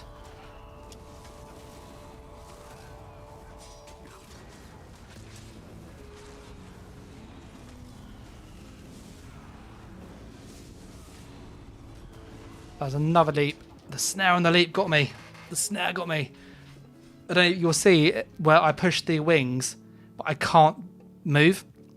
When you get hit with leap, you can't actually move from it. So it's right there. I'm pushing the wings to try and like escape, and I just can't get the CC break or the like snare immunity. You're just like stuck. It's horrible. What I can do whilst I'm waiting, I'll show you. With the superstar, you can see there's like a scribing calculator. So on the traveling knife, you have physical, poison, bleed, magic, multi-target, pull, and stun. So you want a magic skill, you have to use the magic one. Everything else will make it stamina cost. So if you did like magic damage, for example, you could use class mastery of your sorcerer and you'll get shock damage out of that way. It's not the same, but it's a bit of shock. And then you could use any of these of your choice. There is one that's really good. It's in the signature. Let me see if I can change it. It's a bit annoying. I think it's this one. Yeah, Warrior's Opportunity. Enemies hit take 8% more martial damage. This is really good on some builds because it's an 8% damage boost. So if you're on a dot stand build, this is like an 8% damage buff to all your dots. It's really high. So that is worth considering. Hey, we got it. Hopefully I get a tick for that because I was helping attack.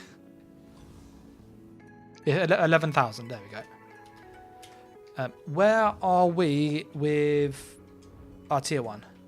Oh, that's an update. That's 11, 19,000. I think we need 6k more roughly. God, that's still going under attack. Look at that.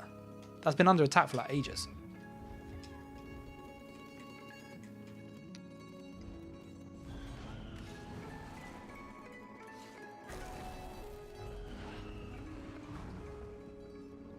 There's reds over here.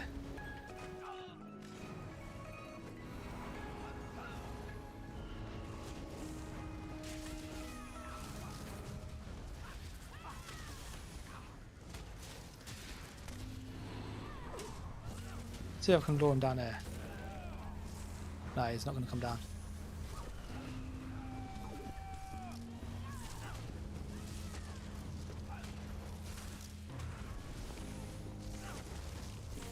Oh, we got him. He's like proper health, isn't he? To be fair, I'm running around with 40k health, so I can't complain.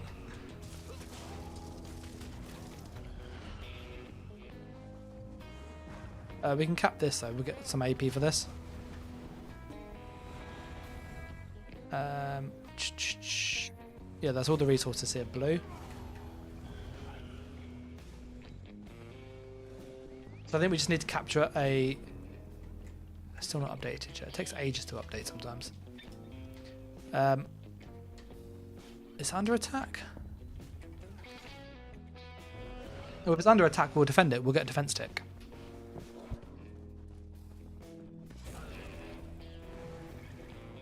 You're right, sweetheart. You're back now. I love that name. It makes me chuckle. Yeah, I did. I would suggest one change. And it would make the damage go from like... It'll make the damage go through the roof. It's really busted. If you look at adding Dragakin front bar, the Dragakin 330 proc applies to every damage source, every tick. So it would apply to every single status effect. And if you've got like 15 status effects, you're going to get that 3,300 15 times every second. It would make the damage like go stupidly high. I'll show you on my Templar in a moment, like how much of a difference it makes to some builds. It is stupid. Hey, we're tier 1. I can show you now. You have another idea. What's your idea? By the way, I have tried Serpent's Disdain with a Necro as well, like you have. That was last patch though, where you didn't have all the status effects easily. So I was using like Venom Skull for poison and stuff. So like Venom Skull was then Blast Bones for the disease, Crush and Shock. So I'd have like Magic Staff. I think it was Ice Staff back bar, Bow front bar, and it was a weird. I found the damage was a bit lacking with just all the dots. You needed like a percentage boost set. This is the Templar that I've been working on. And I'll show you what Drag Kicking does. Instead of Drag Kicking, go Dragon Appetite. Yeah, the Vamp Spammable Dragon, that will give you really big healing, wouldn't it? And obviously if you have so much health, I think it scales with health. So you'd get a really good like passive healing all the time. I'd go with like more damage, but that's just how I like to play.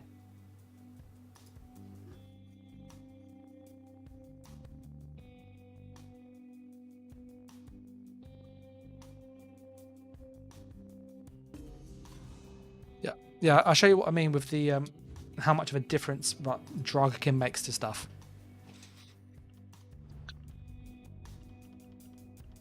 So this is Reliquin. Reliquin has a 322 tooltip, yeah? Reliquin's quite... This is like a standard tooltip for Reliquin with no buffs. With Dragkicking, Reliquin is now 565. If I put on my class buffs and stuff, it's almost 600. With Major Sorcery, it's like 700. And obviously that's every second, so 10 times. If you get 10 stacks, you get 7,000 damage a second. It's stupid. And Dragkin buffs everything like this. So like if I show you some of the dots, for example, it's 15,000, 10,000, 9,500, 10,600. If you go to another dot, so like Soul Trap is a magic dot. 17,000 with Dragakin. Without Dragakin, 12,000. What I found is that Dragakin was essentially like it was about a 30% dot boost. So any dot was about 33, 34% bonus damage. And status effects are pseudo dots. So you'll get a lot of damage if you pair those together. The Serpent's Disdain back bar to get the really high durations on the dots, on the status effects. Dragkin front bar to have the big damage boost. But then when you go to the back bar, you don't get the healing penalty. The chat's asking for Nightblade, by the way, so we'll do a quick Nightblade. Nightblade Snapper. Or actually, I want to show you this one. I want to go on this one first and just show you what I've been working on before I forget. The thing with Dragon Disdain is I noticed that you could get 3 ticks on Hemorrhage and Blood for Blood. It does the same damage as Ready each 1 sec. Yeah, the Dragon's good.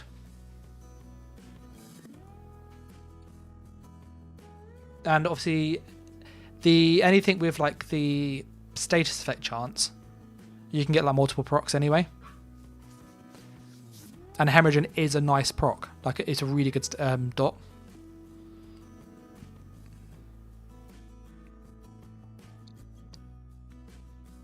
So I think it's a good idea. I would just add Dragakin personally, that's just me. I need to go buy some ink quickly. And what I've been working on this character is a proc build using Tarnished and thing. You mean Disdain with Dragon? Yeah, well Disdain gives you that constant dot pressure from all the status effects, which is nice. And it makes it like really hard for people to cleanse. That's it. How much are these now? Yeah, they're 27k. Look, they've come down loads, haven't they? That I don't mind paying. 20 odd K for ink is pretty decent.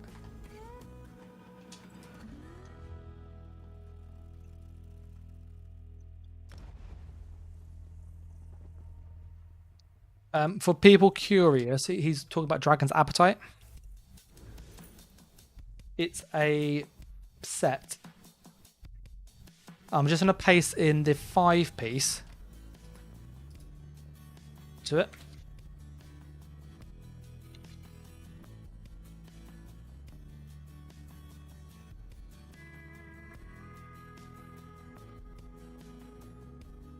That's the first part of it. And then the second bit is this. So increase your damage done to bleeding enemies by 225. Dealing non-bleed damage to bleeding enemies generates a persistent stack of Dragon's Appetite up to once per half second. After 10 stats, you consume the Dragon's Appetite and heal for 4,415 health. The heal effect scales off your higher max magicka or stamina. The 225 is a flat as well. I don't know if it applies in the same way as Dragokin. Dragokin can also be slightly higher, but that is like no bad downside, so that's a really good option too. There's a script in here that I actually want to buy.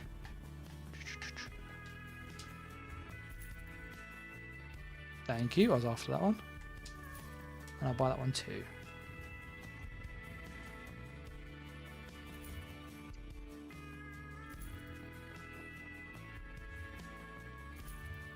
On these ones, by the way, I don't know if you can bank them. Let me try. Oh, you can. Then can I buy them again? Oh, you can. Oh, that might be a bit easier going forward. You're going forward, it might be easier just to buy them, bank them for all characters. Then you're not having to constantly like change characters.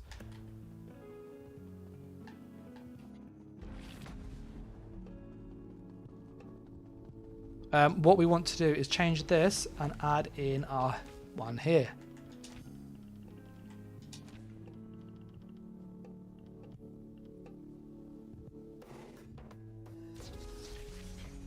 There we go. So this is a gank build that we basically use this and then we do that. And that it has loads and loads of damage. I will see if we can get back into Cyrdodiil. If we can, we'll go into Cyrdodiil. But we might not get back in. Hey, we're third. It's not too bad.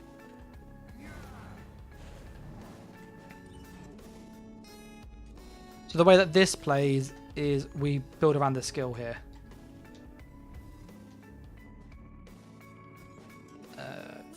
That needs to change from single target to AoE. Not that one. We'll just accept the BG in a second. Yeah, I think the appetite is worth considering. We'll go with that one.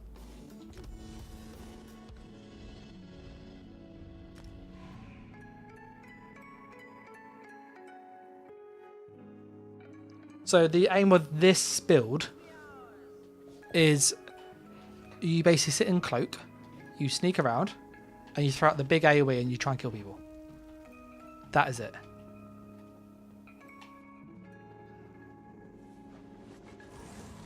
It takes a while to cast, as you can see.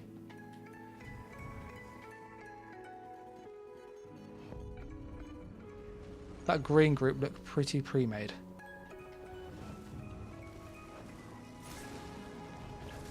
Ah, he's dead. Did you watch him blow up? Did you see that? That was like actually stupid. It literally had full health and he went bang.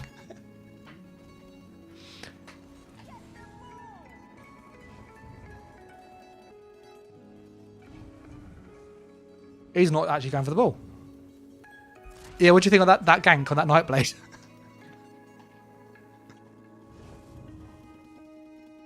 Hello.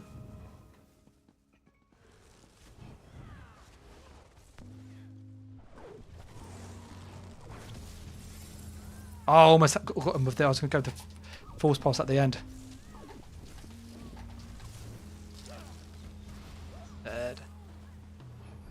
Yeah, what do you think of this build?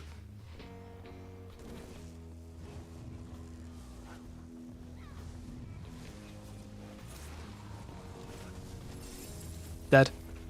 I think he had 27k.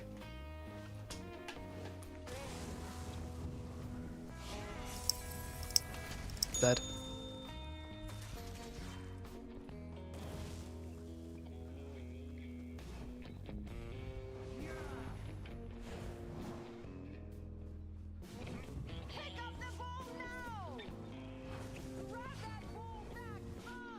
Gorgeous nuke. Takes a while to get that off though. Get that twilight. Because you gotta spend ages for the charge.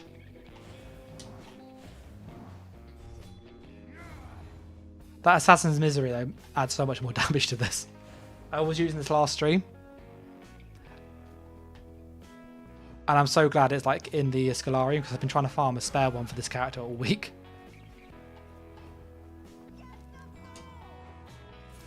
Oh. Dead. Yeah. Like, how annoyed would you be if you're fighting against that?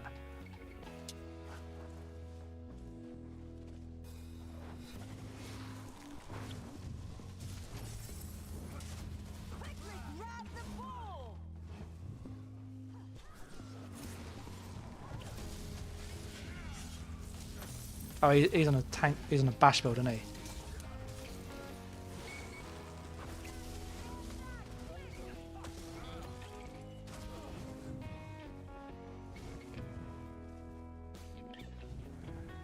He's using Master Lock, so it hits really freaking hard, that proc.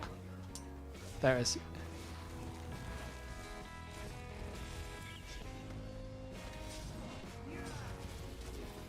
That's easy right there. Yeah, Master Lock is a disgusting proc to fight against, by the way.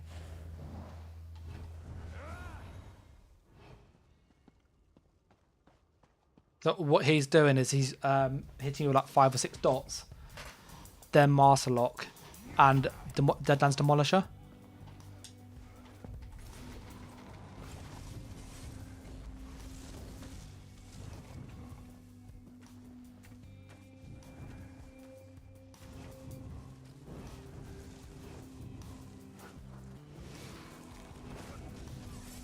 I went to go for a hit.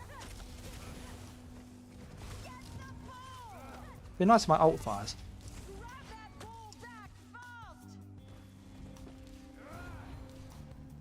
Get some healing going.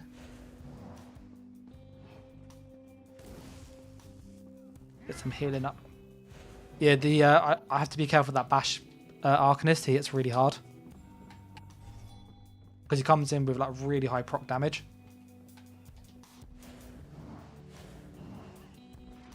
So you'll probably notice with this, we want to kind of sit and attack people when they're like engaged in combat. You get cheeky kills that way. Oh, that was a glorious one there, wasn't it? That was absolutely glorious. I had a double kill. Sweetheart's getting this glorious damage.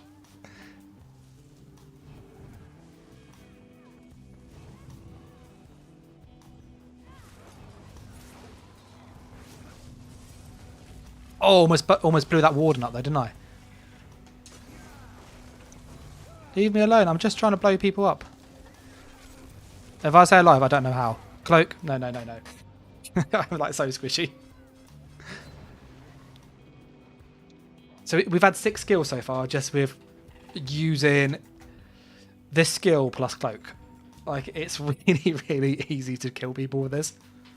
And if you have 2 people do it at the same time, so you go 3, 2, 1, fire, it's almost an instant kill regardless of build. Like, it's so much incoming damage.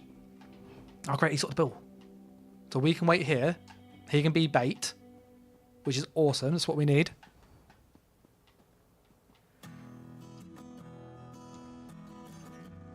Yeah, what do you guys think of this Nightblade? It's like a really weird build.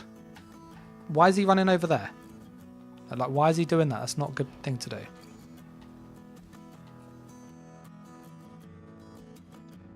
Oh, can I time this perfectly? No. Oh, I did actually. I was surprised I did.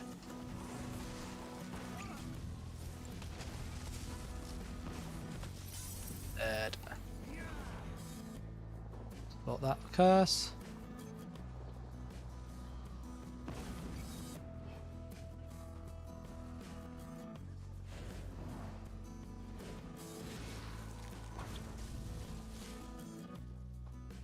We're just slowly catch a tiger and all that.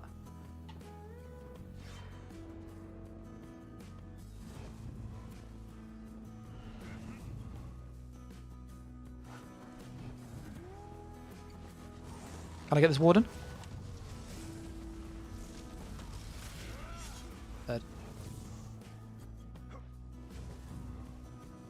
There we go. Managed to get up here. Nope, nope, nope, nope, nope, nope.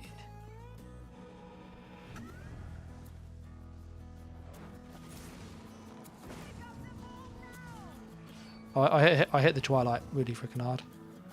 But not him.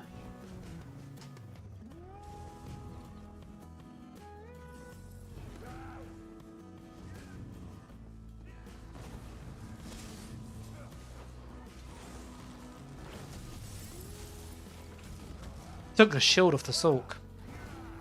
Took his shield off. Let's reset. Back we go. 7 kills.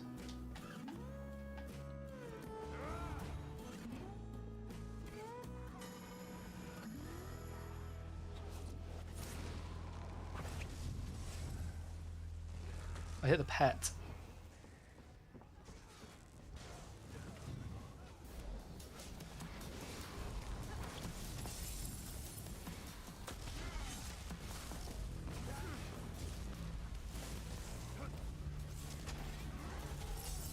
Oh, it's gone for a vampire ult.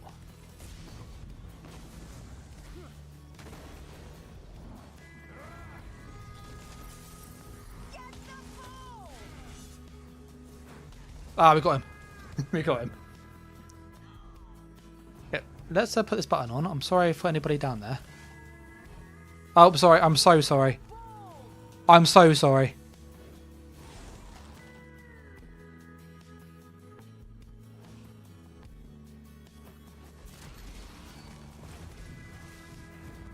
I feel like I killed both my team then.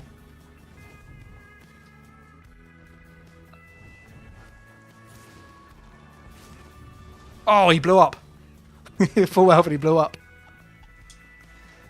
Oh, can I get a double kill here? Oh, I did.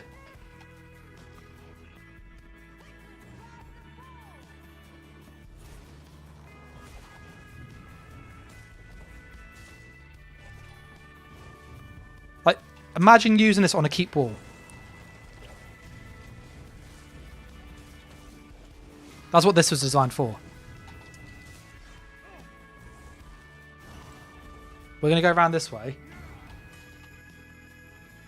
9 kills so far. Oh, we got the ball. I don't know how we got the ball.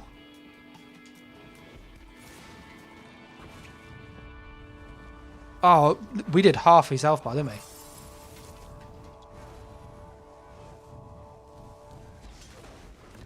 Ah, they got me. They got me. The green's got me. 10k full damage. And then Bash with Deadlands Demolisher. And Veiled Inheritance is what he's got on. Keep running with the ball.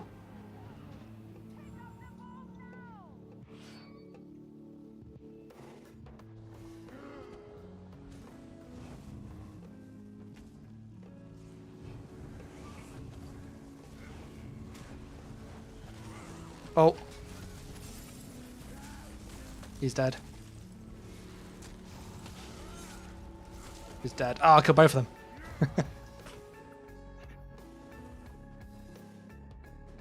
Yeah, we've lost this. We had 11 kills though. 11 kills. That's good. Top Org says, hope you're done good. Just gonna lurk and push through main quests on my Arcanist for those skill points. Yeah, I don't know if I'll do it that way. I'll probably just do public dungeons. I'll literally go around. But yeah, no, good to see you. It's been a while. What do you think of that Nightblade, by the way? Like, as an idea of what it does.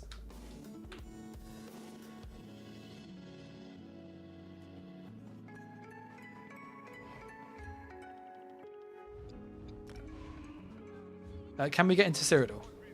Oh, we're first. So I think if we leave the queue and then we redo it, it will put us like first straight away. Because it bugs out.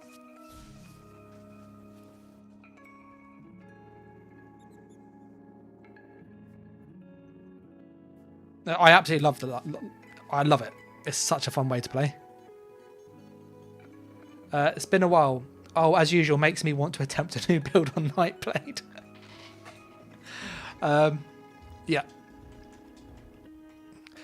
So like my goal with this build is to make this skill actually useful. I was able to get this up to 26,000 tooltip, by the way. And it wasn't hitting hard enough, so we added procs, as you saw. So like when we would hit people, we'd have 3 procs and they just blow up. And we got good old Oaken Saw as well, so it's 1 bar, so it's easy to use.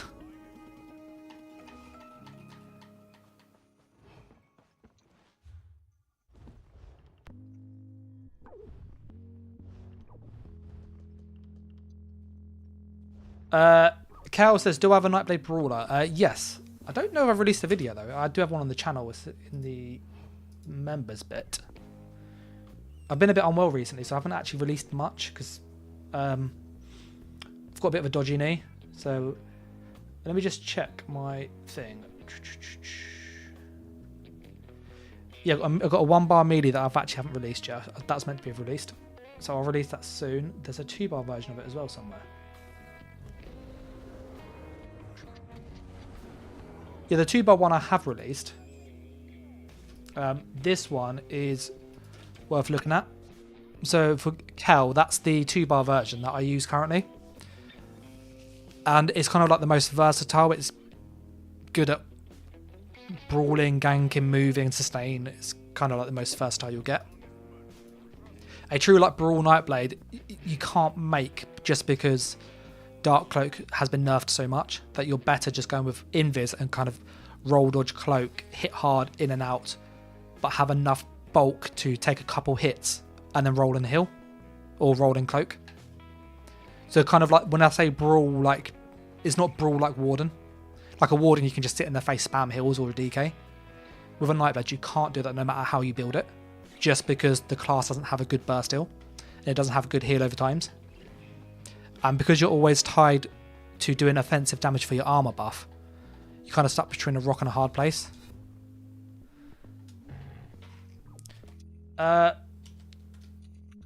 Org's asking, Way of the Fire bow build is still based on your video like a month ago? Yes, I use Way of the Fire and Tarnished Nightmare. I've added a range stun from Scribing, and it makes it so much better. To be able to go snipe, snipe, stun is like a death sentence. Or snipe, stun, silver bolts. It's so much burst you can't actually dodge it now. And there is a video on the channel where I'm showing it like in a BG too. That's this one here for you, Org. This is the Nightblade Sniper that I currently use. And there is a 1 bar version which hits just as hard, but you have like less escape tools because you've got less heals.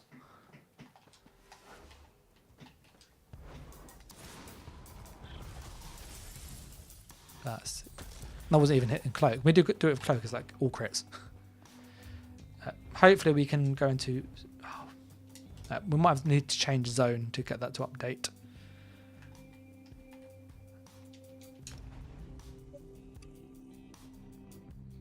But yeah, that Nightblade, this thing, love it. So stupid.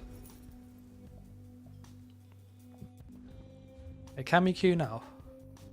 We actually still can't queue. Kel says, that's okay for me. What do you think of Flame Blossom for more upfront damage on the gank? I don't like Flame Blossom. I don't think it's good. In my opinion, it's too unreliable. I have a gank which I use Tarnish and Cinders of Ashes or something. It's like the Cinder Moth set. You summon a butterfly moth thing that follows people and blows up. It does the same damage as Flame Blossom. It's AoE. It homes onto them.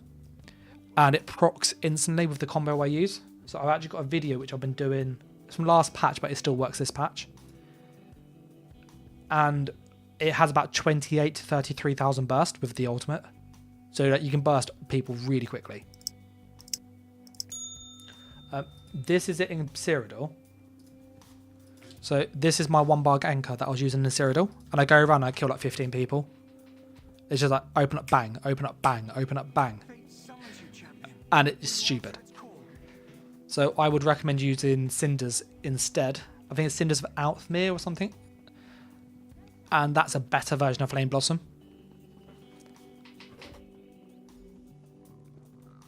There's also a part like in the video, I think, where I fight somebody and the Nightblade goes into Cloak, who I tried to gank. They had like loads of health because I missed part of the combo. But then the Moth follows them, actually kills them in stealth because pets ignore the stealth rules. So although he cloaks, the Moth chases him and still kills him. We got here is a that's not great, and the rest of that is rubbish. I'll get that, but I'll get rid of all of that.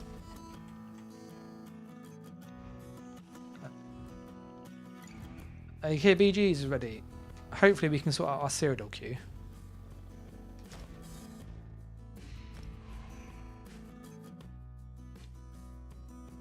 Yeah, the poll was saying the Nightblade Sniper. I've kind of gone on the Magblade Bomber. So I will switch to the Sniper in a moment, okay?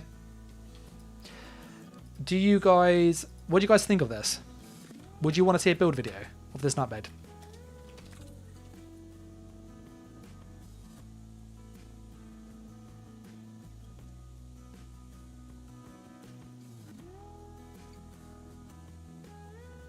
I'm going to put a poll up. So would you want to see a build video of this specifically?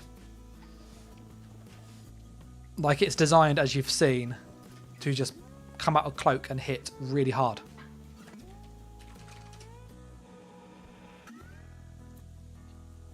And then if there are some interest in that, I'll probably make a video on this.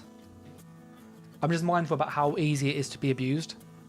Because it hits stupidly hard for such a simple way to play the game. Like these kind of modes, by the way, are amazing because you know where everybody's going to go. So I can go up here and I know everybody's going to go on the flag. Oh, hello. Oh, he rolled it. He rolled the final hit. Dead. Okay, he's dead. Ready? Goodbye. How many kills can we get? Oh, we got so close. I had one set off on cooldown, so that didn't help us. You can use the Destro ult as well, by the way, with this.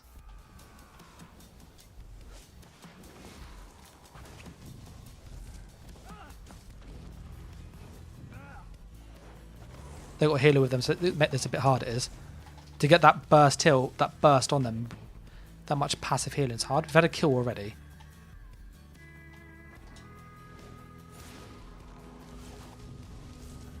Yeah. Let's look at our sustain back with our sustain skill.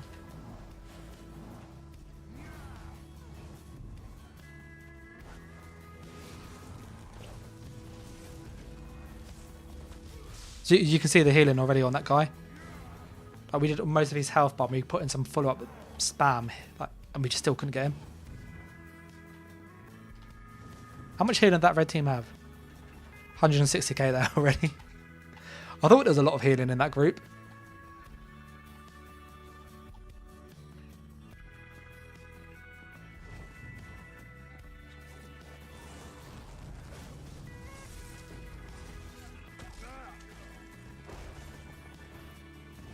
Okay, we managed to help him get the kills. If he walks into that, he's going to die. Oh, he's dead. He's dead. Oh, that was a good one there, wasn't it?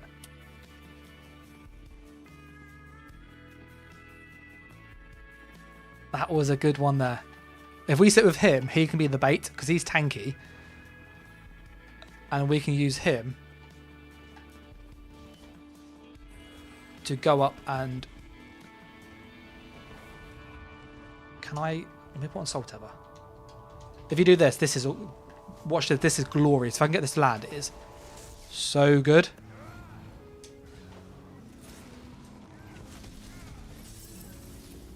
Oh, he's got that healer with him. We hit him hard, though.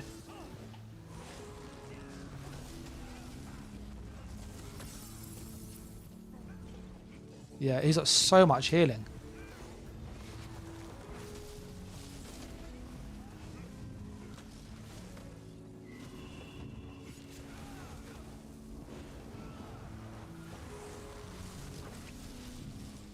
Let's go down here and reset our mag so we can get our...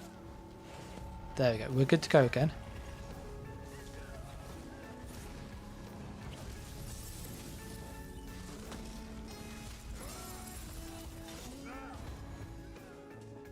We'll just reset.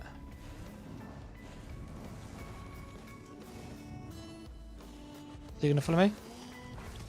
Oh no, he didn't follow me. I wasn't sure if he's following me, that Nightblade. Why are the friars annoying though? Look at that, constantly hit me.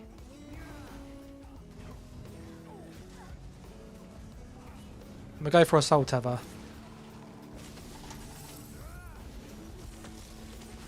Okay, we got rid of one, we got rid of two there. So that was good, that was some good burst on them.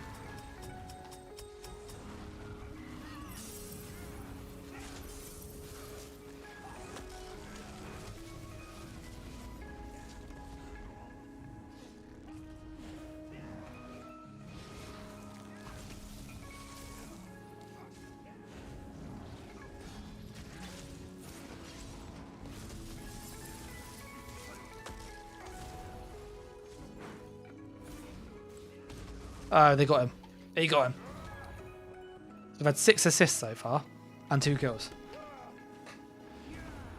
We can also, with this, if you go more range, you can use elemental range with an ice staff. It takes ages to charge, but it does work really, really well. I quite prefer Soul like in cap because it's good for like a one-on-one gank.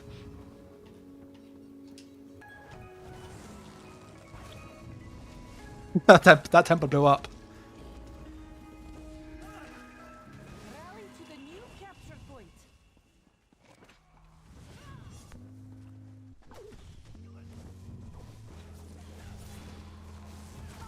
Push them, they've taken the point.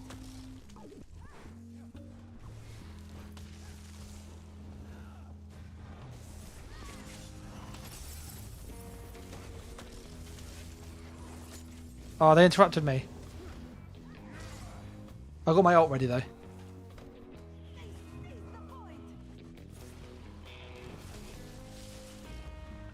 Let me reset my resources. We've got the ult ready. We're going to go for both.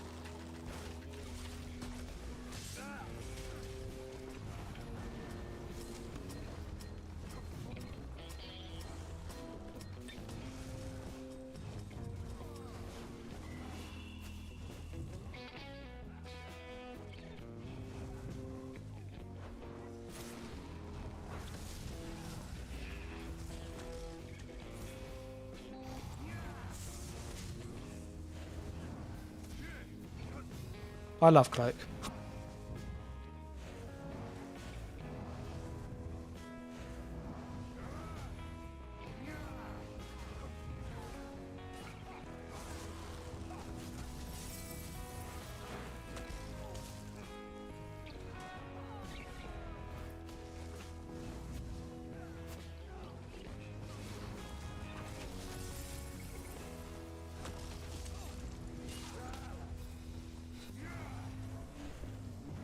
That healer with them though is really annoying.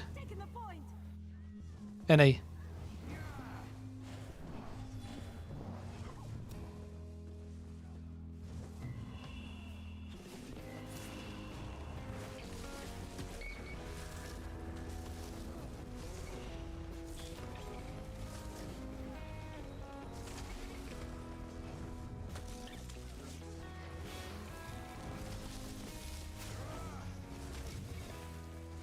Still helping him.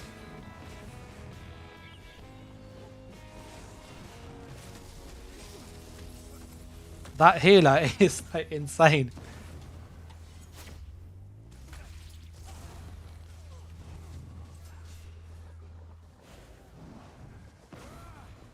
$8k crit, not nice.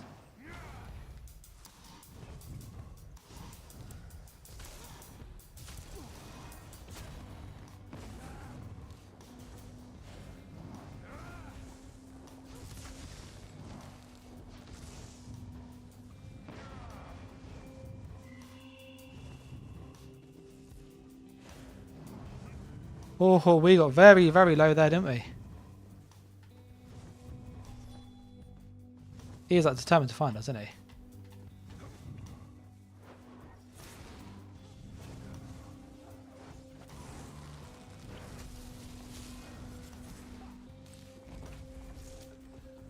I hate Zorks so much.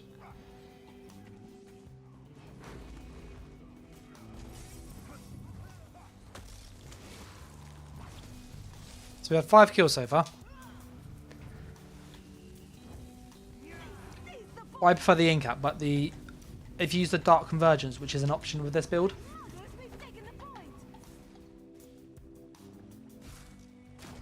Tried getting him. Too far away.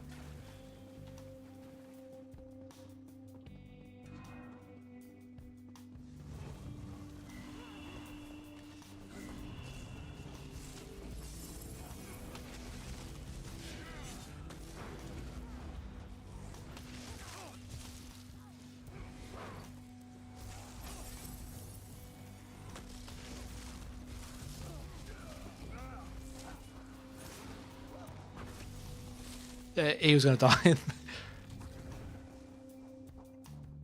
Yeah, that Warden healer, like, when that red group is there, he really keeps them alive with all that off healing.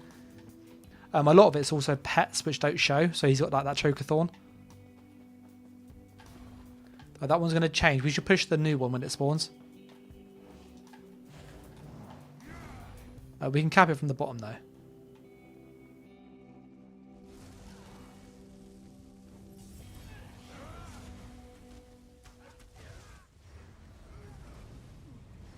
Hey, Raymond says, hey.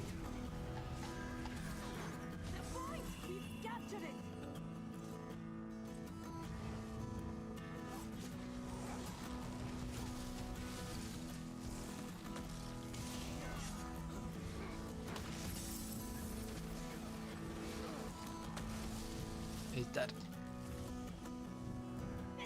Yeah, we were on like a gank Nightblade, like an AoE pseudo bomb. It's a bit of a weird build, but it's quite fun and it's effective for what it does.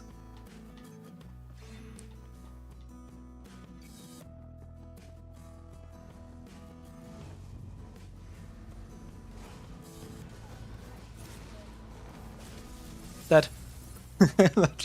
Like, I literally got him to execute and the guy just hit bash and he died. They had full health.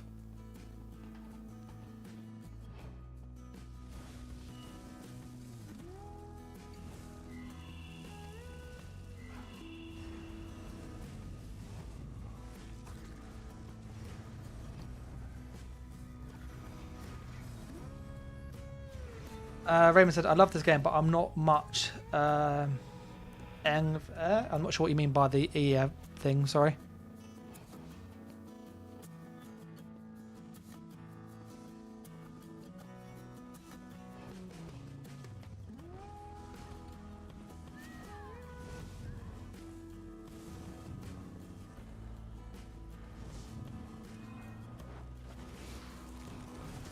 Got way too quick. This game's called Elder Scrolls Online. And I'm doing PvP. Once I'm fighting other players.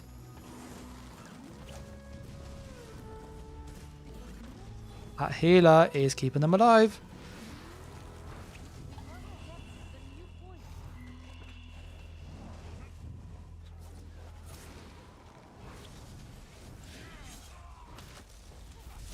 You can just see the healer on them.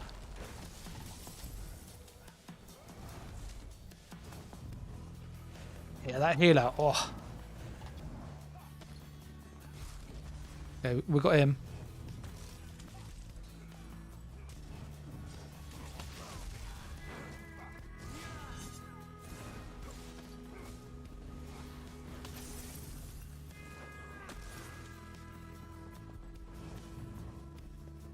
I would have gone back this way if I was him. That Nightblade escaped. Oh, enough. You don't know enough about. You're not much. You don't know enough about the game. You're Okan, I think it's pronounced. 6-0. We did 1 million damage that match with 11 assists.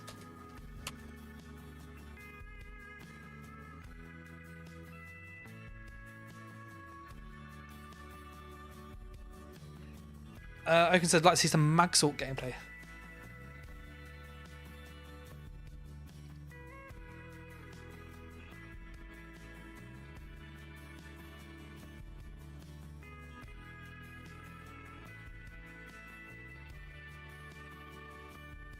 Yeah, I'll switch over in a second. But no, that was a good little match. That was. There's a poll going to see if you'd like to see a build of this, like Nightblade weird build. It's not like a 1vx build. It's literally designed to like bomb and just be annoying, but it can kill people, as you've seen. So pretty decent at what it does. Oaken said, can I go on Magsalk in a moment? Yeah, I'll switch in a sec.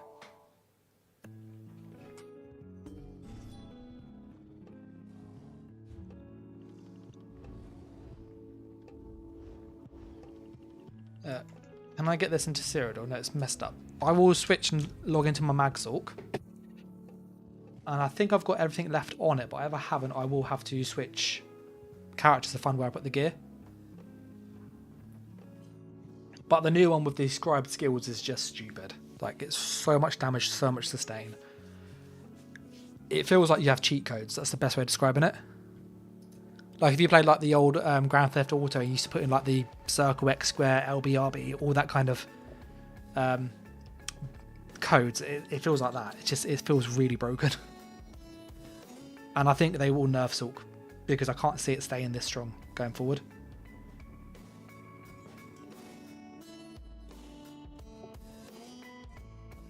We're moving over to Sorcerer.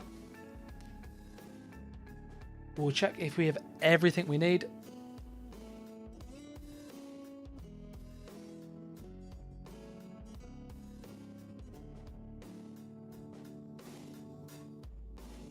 And I was pleased with that Magnum, with how that performed.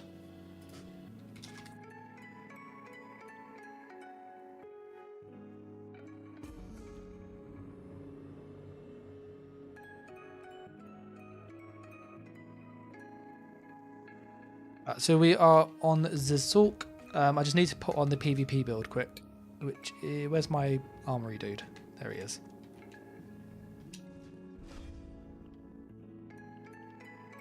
Is it that one? It was this one, but I forgot to put the Scribe's Guild on. He did the Healing Contingency and Soul Breach with Rallying Cry. So I was using, and it's on here still. I forgot to save it. So Warding Contingency. This is stupidly good. 8% damage reduction, minor regens, and a big shield for you and allies. It's really good. So we used that, we did, instead of Drain, Stroke Breach, so susceptibility.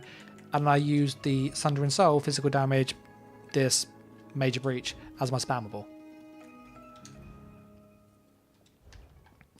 And then this gave us, so I'm going to put my damage buff. It's like 9.3k already. Put on Minor Berserk. It's 9,600, and there's no death dealers on this, and I don't have food yet. So it goes really, really high. This is really good food as well for PvP. Gives you like loads and loads of health, loads of magicka. I just need to feed, and then we're pretty much ready to go into PvP with this. And I need to, because I use a stam, I have to change one of these to stam recovery, just to give me that little bit of extra sustain, just to allow these spammable. This is more for no CP, in all honesty, and CP is not a problem. But when you do BGs, you don't have the sustain from CP. So that is something to factor in.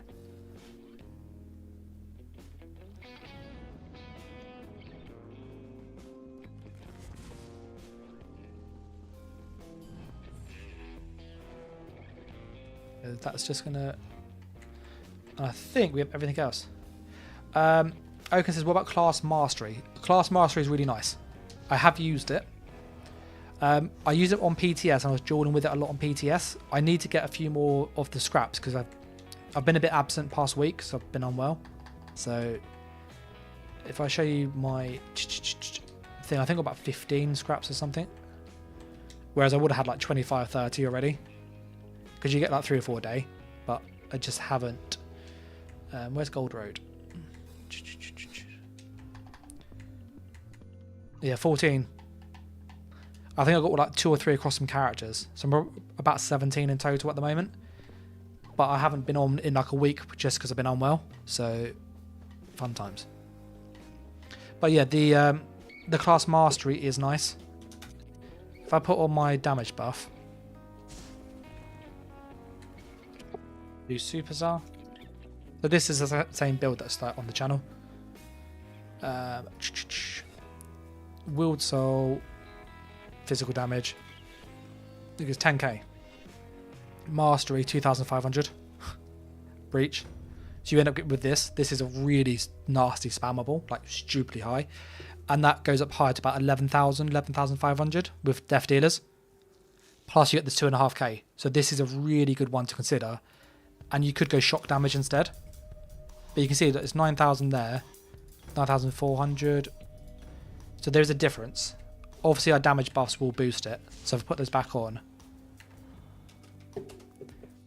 you'll see again 10,000 first, 10,400. So there's not a big difference. But the cost is huge. It's 2.5k mag first, 2,100 stam. So it is an option. Like shock, mastery, breach is a really good skill. The physical though gives you minor breach, major breach.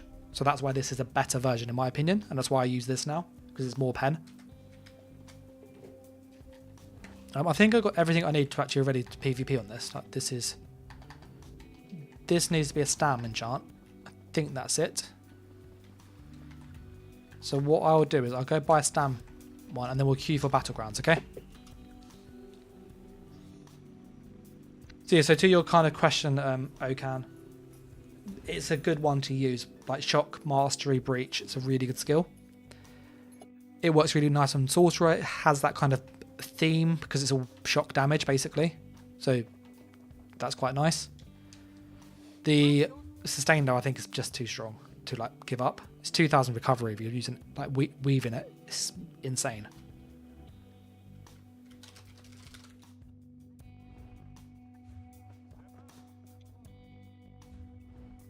So we've got one of those. I'm going to go and queue for BGs. Or do I have Jaws of Mistral? That's another option we could use. But like, let me go grab some Jaws of Mistral whilst we're here.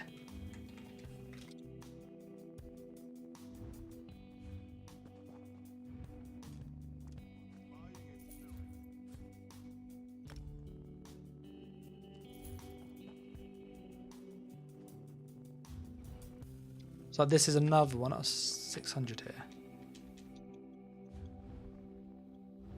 Like this is another one we could use as a way to get sustain. So there's different ways to get this sustain.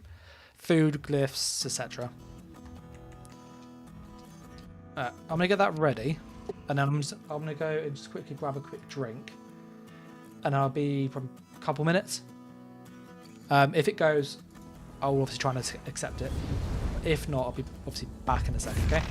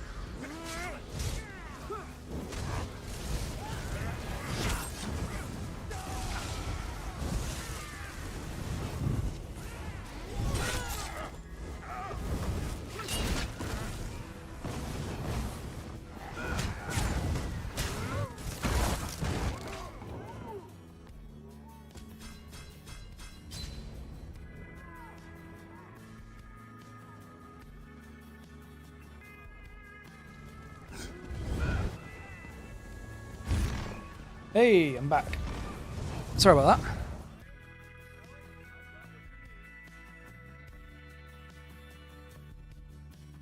that. Just checking with chat. Oaken says, I've got a question for you. People chasing bars like crazy on PlayStation. I'm also major 2 as PvP rank. Not a low level player, but I still feel noob sometimes. I think the thing, and I don't want this to come across as harsh, the in-game rank doesn't necessarily tell you the play skill level. So there's some people who I've seen, for example, have the Emperor title, but they are really bad at PvP, simply because they got the Emperor title in a quiet campaign, people help them. And I have no issue with that, like each their own, it's a game, you enjoy it. But what I would say is that there's always going to be somebody better than you. Like, there's people better than me. You know, it's going to happen. What you want to try and do is find a build or a way to play that you get the most satisfaction out of it, which is what I try to do, give builds that kind of work out the box and you can tweak or customize as you want. But they're effective, they're competitive, and then you kind of get that feel for what you need. That said, if you were wanting to kind of like improve at PvP, one of the best things you can do is do quite a lot of dueling, which sounds a bit silly. But if you duel people who are like good at fighting, if you can stay alive in a 1v1, that's a really good start.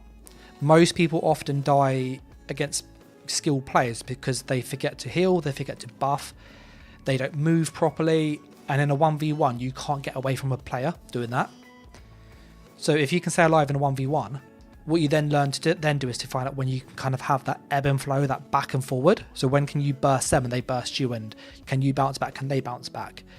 And you kind of get that feel where you kind of trade in big blows back and forward, and that will really help. And then once you kind of get used to that, then you want to kind of be a bit more adventurous as such. As with the bar swap, I use a controller. I use an Xbox controller on PC. You can see it at the top. And when I PvP, you see I swap bars really fast. Can't you see I'm busy? So that when I push the left arrow, which you'll see, that's my bar swap. So if you, I'll do this BG, but if you keep an eye on how quickly I'm swapping bars, it will give you a feel for what some players are doing. There's no hacks, it's just like muscle memory. That's why I use a controller, because I'm used to that. But just obviously factoring that some people will have that sort of memorized and will just do it really fast. So like I shield roll dodge and then streak. And I do a lot of animation cancelling, and that's what a lot of people will do. This is domination. We're going to try, I'm going to leave it as it is without putting on the stand regen glyph, but we might need to add it in. So I'm going to get it out now.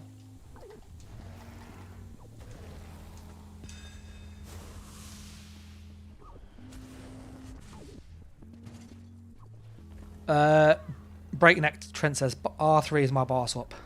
Settings in accessibility, I had it like it for years. I could never get around my head around that. I like each their own, don't get me wrong. You'll see Sundering hits like a truck.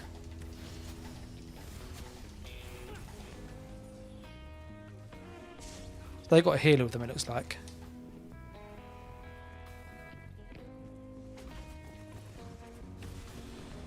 Yeah, so you'll find that a lot of my characters I generally get in higher matches than like my main ones.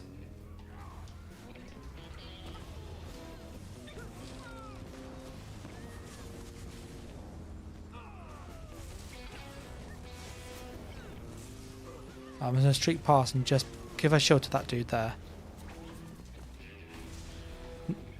On a talk, you have to like pull people off. You can't fight like outnumbered. It just doesn't work that way.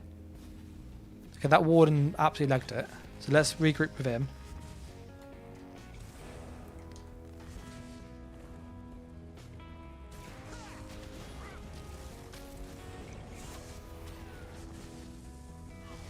That Betty got rid of the curse on him.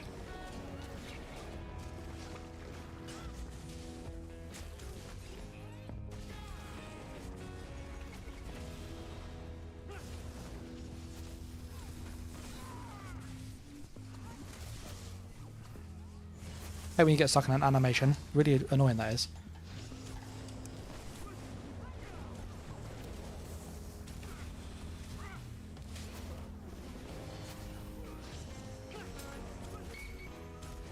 He's got crystal shield, so it absorbs projectiles.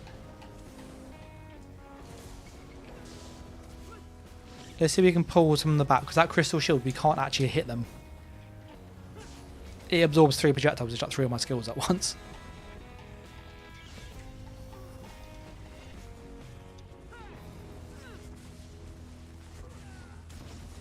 Dead.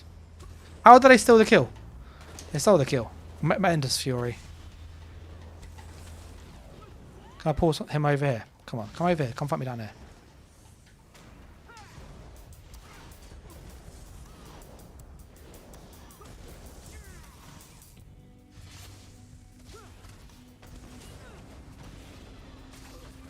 Oh, I went to bar swap. That didn't work well, did it? Got stuck on the wrong bar. I'll get out of there. Where's that Sulk? The Sulk's the issue.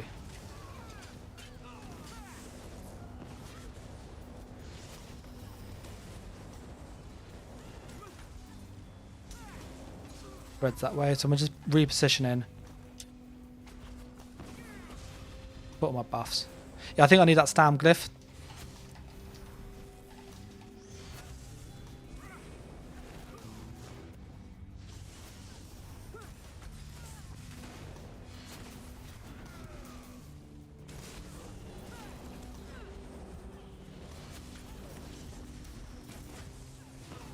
Big shield there by that Arcanist.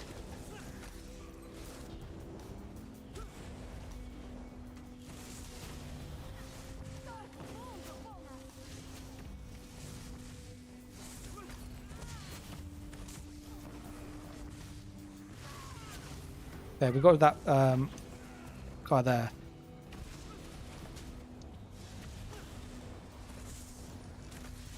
So we've got this Necro here.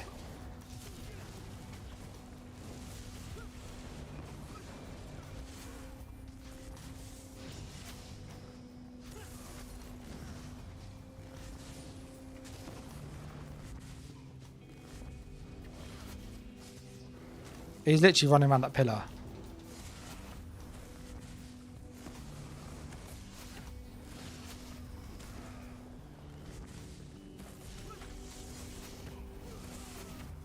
He's dead. The should be an option Oaken, because I think it's a base game option. Breakneck would be able to obviously give you a better idea. I've had 8 assists, literally. Everybody's running executes. So each time we get someone low, they get the execute on him.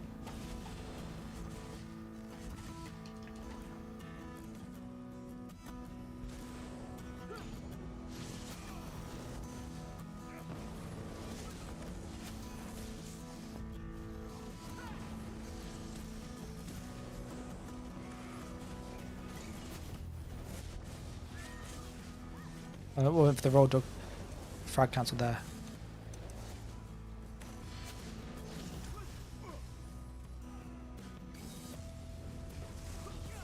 Let me see if I can pull one of them over here with me.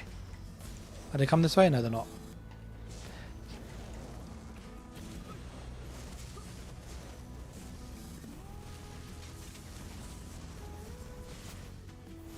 Oh, we get hit with a beam, so I'm just moving away from that. They stole the kill again. They stole the kill again. Huge shield.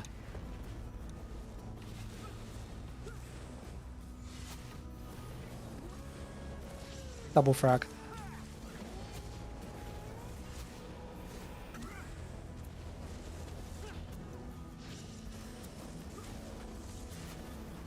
I find it. My thing actually. God, I'm gonna go for those Sulks at the back. There he is.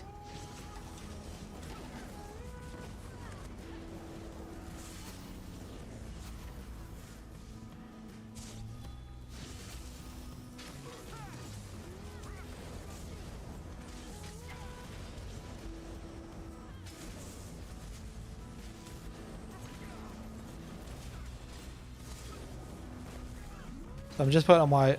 You can see the defense though that you have, like the shields and stuff. Actually, steady.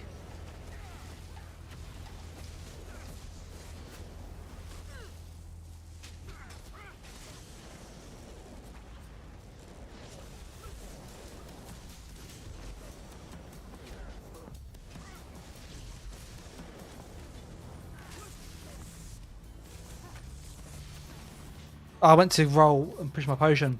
I don't know, you'll see I push my potion and fire. You can see I push it up on the arrow pad.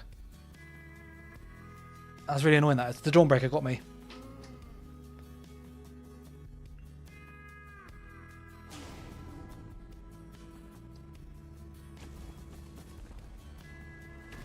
Yeah, I need to run an execute for BGs because without that people just steal your kill. It's really annoying.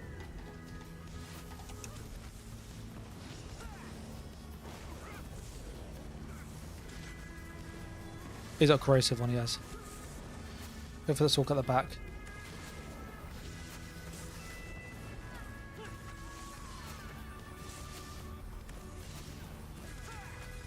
Dead. 7k frag, take that, that's nice.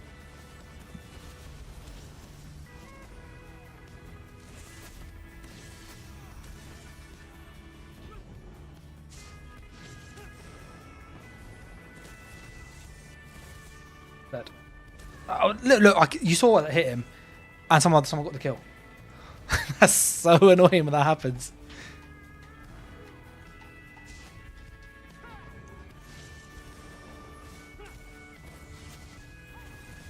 Go for the streak and stun him. There he is. The point is you can keep moving while swapping bars.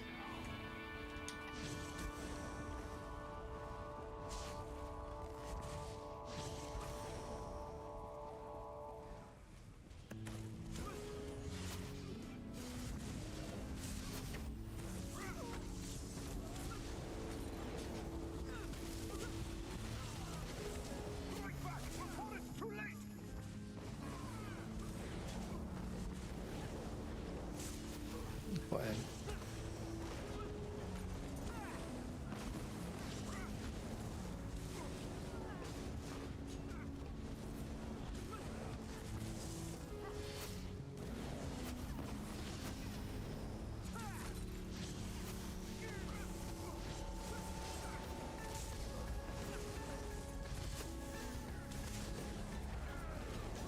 Just a move around here.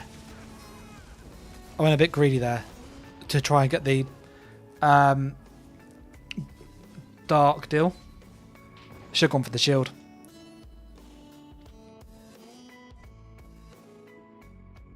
Hannah says, how you doing? I'm doing alright. Bit better. There's a lot of healing in that red group. Not just like small off heals, which obviously add a difference.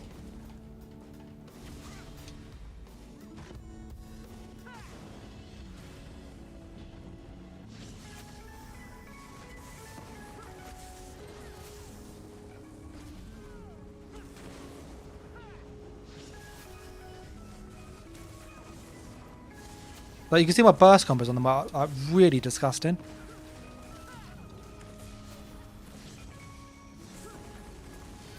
Like look at that, so much damage.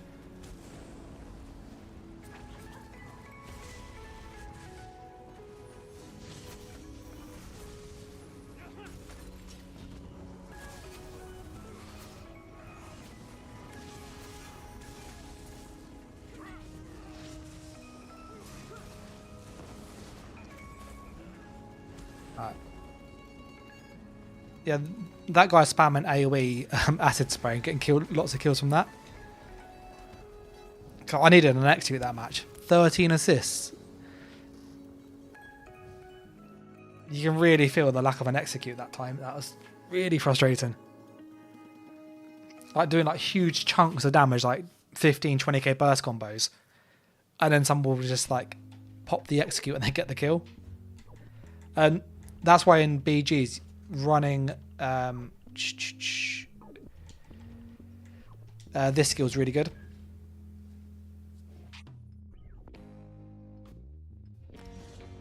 So you could run this here. You lose obviously the major crit passive and some max magicka, but you get an execute, and that does get more kills against like better players. The crit's obviously really good for just that constant burst. For people curious about the damage numbers we were doing, Sundering Soul was hitting them for 6.3k, Frags was 8.4k, Curse was 7,000. So like if they all critted, you got 15,400 plus 6,300. So you're looking like 21,000 burst without a light attack, which is 2.3k, 5k, almost 6k overload.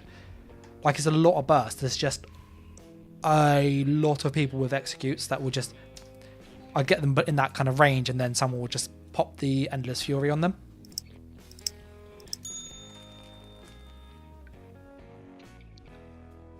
That Taz Una, he's a healer, by the way.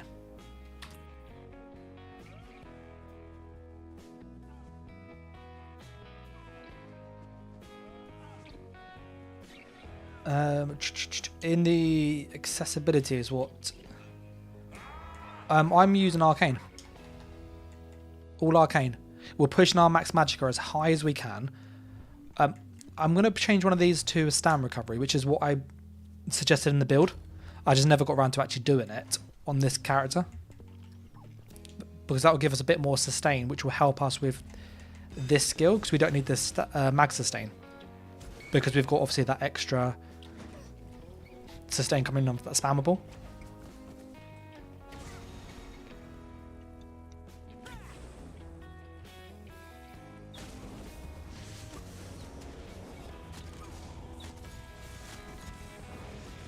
Oh, they got me with beam. I went for the streak and I was falling in the air. Beam 10,000. I wasn't paying attention of who it was. That's why I normally check who I fight against. I just looked at, oh, that's a healer. I recognise him. So I shouldn't have died then. That was just bad play by my part, to be honest.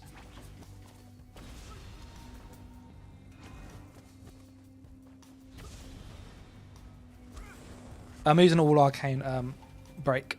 The max magicka gives you more damage. Can I use that? Thank you.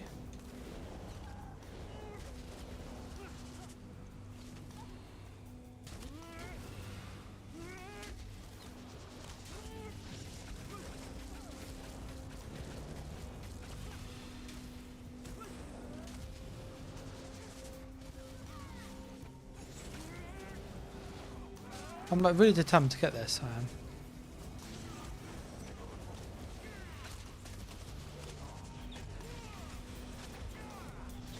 Someone got it in the end.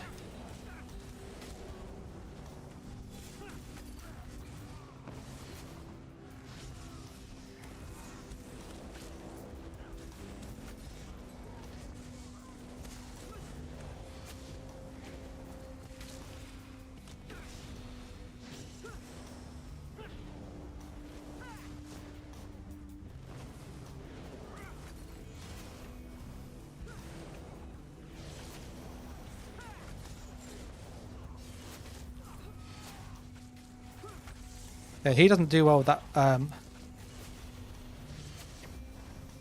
like burst. That warden healer doesn't like burst on him. I'm trying to get double frag proc.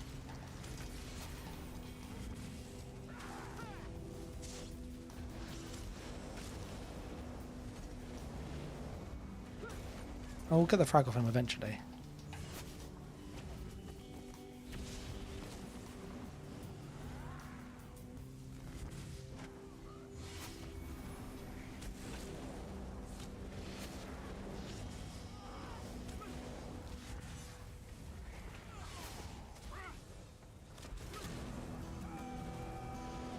Where's that Templar? It's the same Nightblade and Templar from last match, isn't it?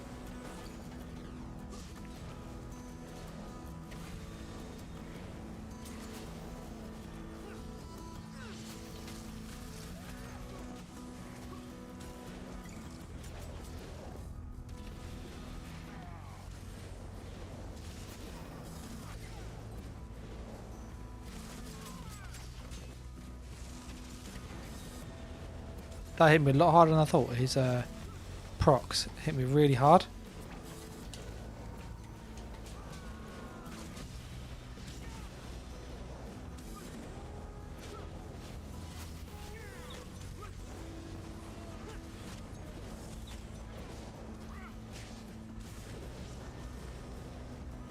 Just get our resources back.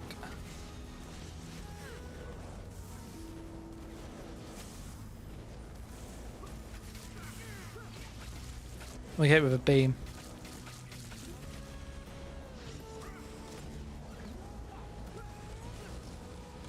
I pushed streak, didn't I? I think it was at a mag. I spent a lot of time running.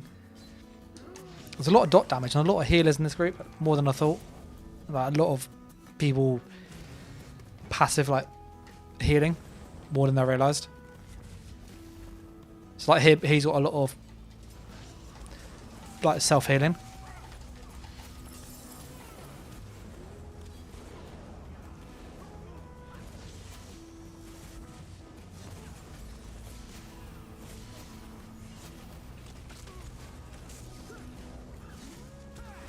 I might actually need to use a camo hunter.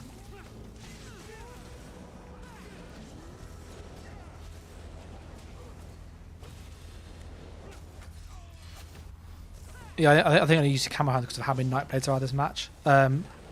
Mage light.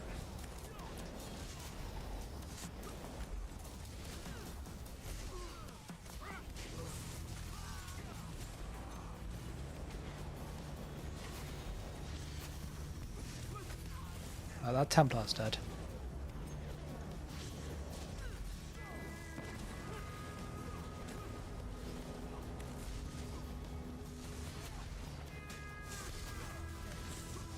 Oh, he's got red. I tried rolling, couldn't roll. I'm telling him he really hard there from behind because I had loads of health and then my health just went.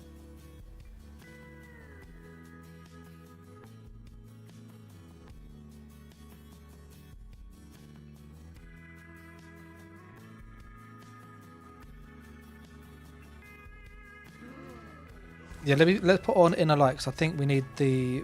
There's too many like snipers in this match. And the extra crit chance is probably going to be more useful. Although I'm not actually even using it, am I? Let's keep it on and actually use it because I forgot it was on the bar, to be honest. And that'll make quite a big difference with killing power. The execute.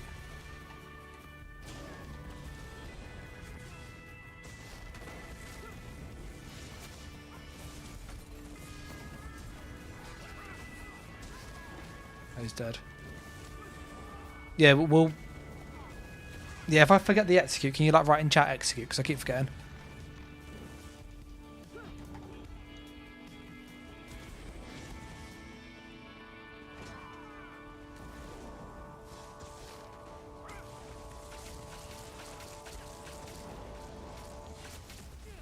I'll push the shield.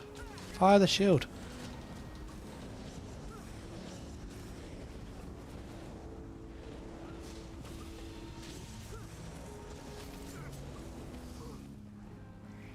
I just pissed, try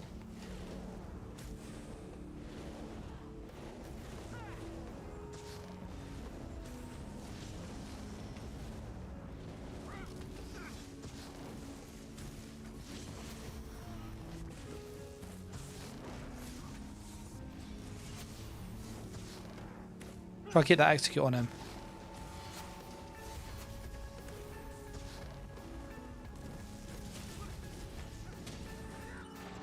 Oh, that's the Nightblade.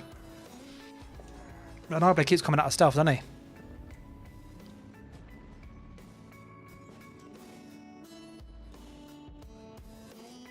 Yeah, that Samsung hits really hard. Really hard. Look at his little skin. That's a well cool little skin, isn't it?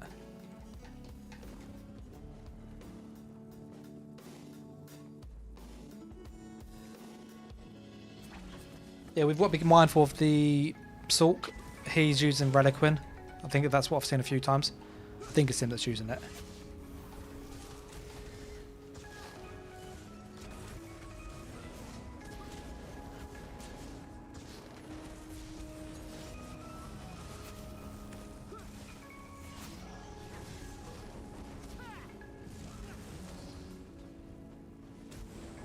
Because Reliquin hits really hard. I think it's got Reliquin and Dragonkin, that's what it looks like.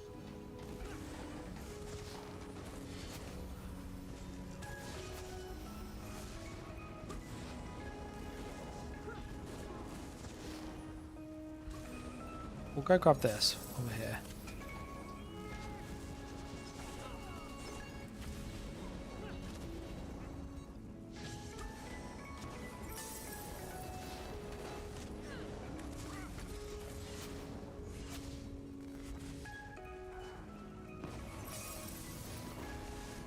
That is dead. He's gonna grab that.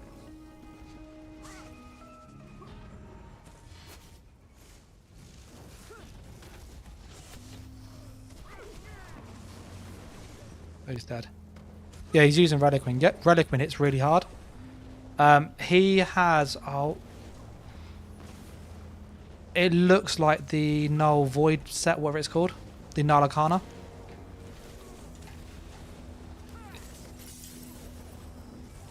I'm positive he's using Null Arcana because it's bugged on Samsork.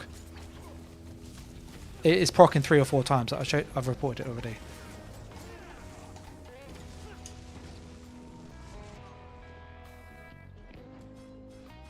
Yeah, so that's Reliquin there. But where is it? It's damage received. It feels like Null Arcana, it does, because I've had that, and that set's bugged. It's like something silver. It is what it's called. I'll have a look after.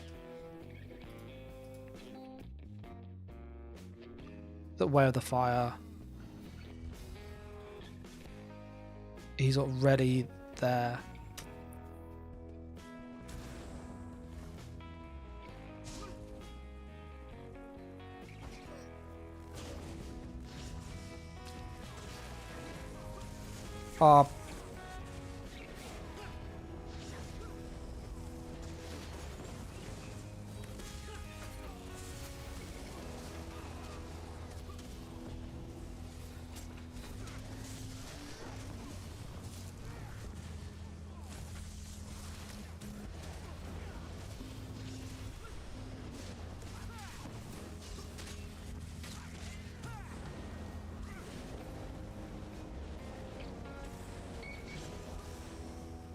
The Reliquin though hits really freaking hard.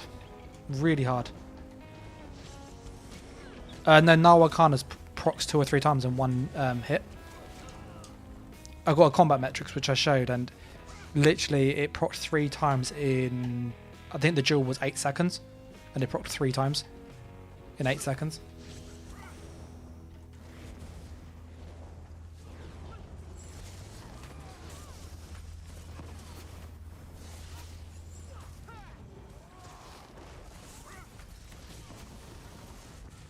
Dead. How did he get the kill? He actually got the kill. He did on that.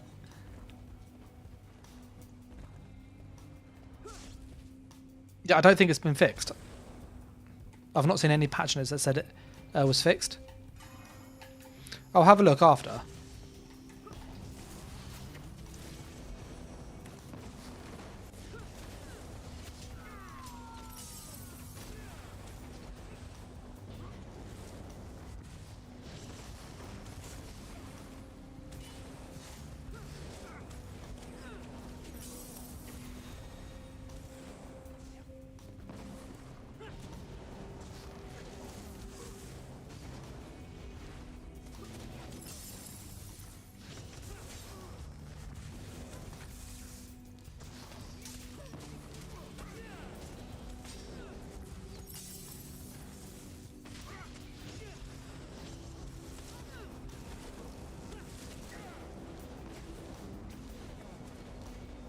My mag's not going up.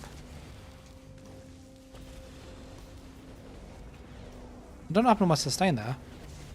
My mag not regen. I've got 2k regen. I don't know what happened.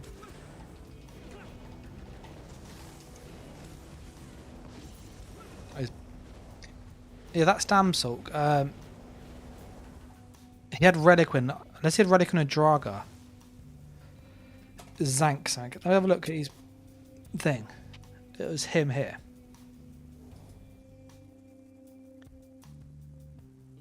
Frenzy momentum, Befouled. 14k Dawnbreaker, that's huge, that is.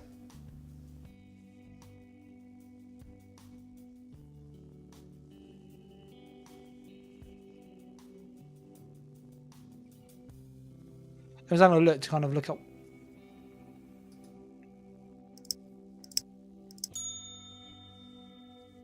Unless you're going with just stack and weapon damage.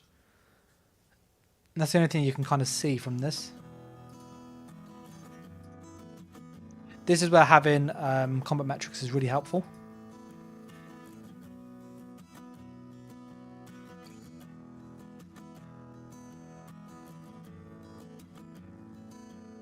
Yeah, because he's got this proc here. I can't see any other proc that is like apparent on combat metrics. But he has like a lot of burst.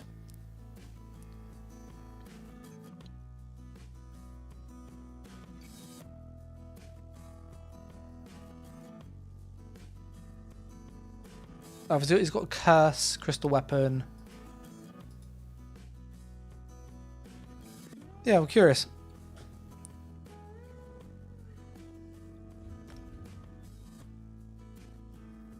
I think it's just lots of physical, like lots of like weapon damage.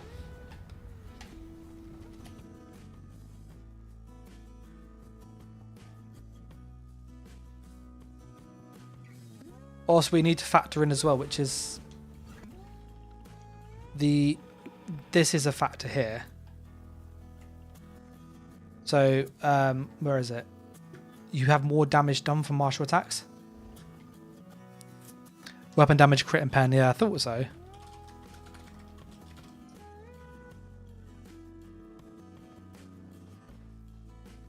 Just like shattered and orders is what I reckon.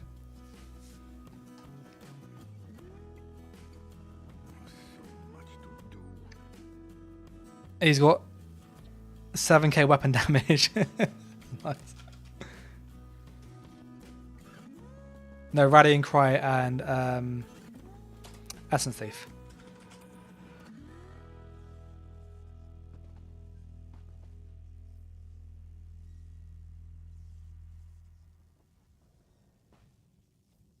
I think Death Dealers is better personally.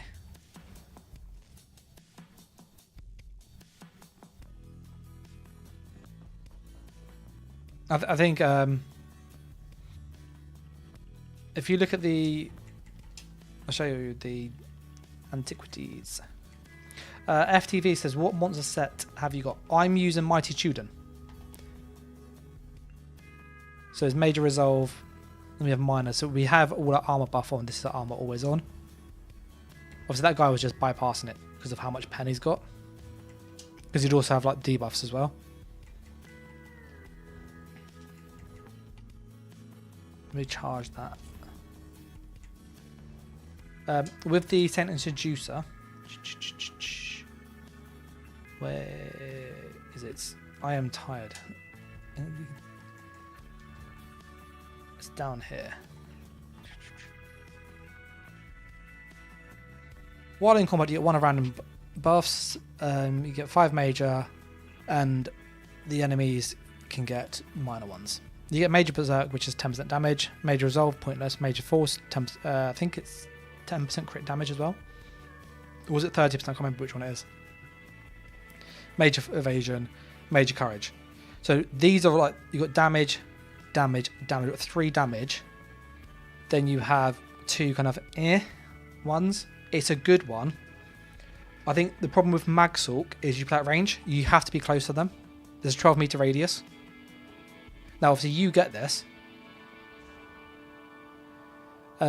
which is nice, but you don't always get the one that you need, and you don't really benefit from the debuff side of it. Whereas Death Dealers, you get the Magicka, which is like 3k, but then you boost it with Inner Light and with the Sorcerer passive, and also the Bound Aegis on the back bar. So you get like 8% max magicka there. You get 10% magicka here. So that's 18% already. And if you go with inner light on the front bar, you got 5% there plus the 2% from here. So you got essentially, I think it's 25% max magicka boost. So you boost that magicka by 25%, so it actually becomes really powerful as damage.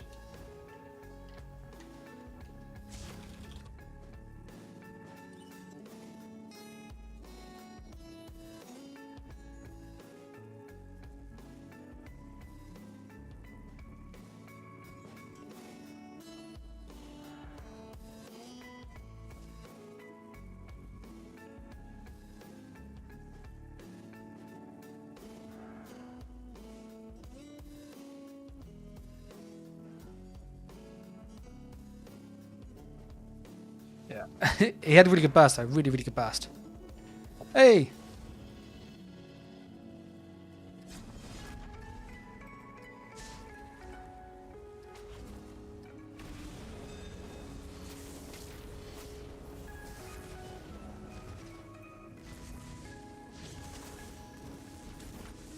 Dead.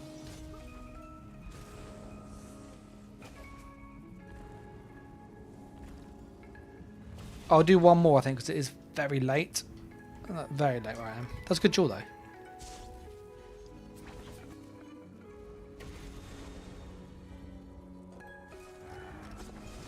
Yeah, that Stamstalk, I did not expect that guy's burst. All max magicka.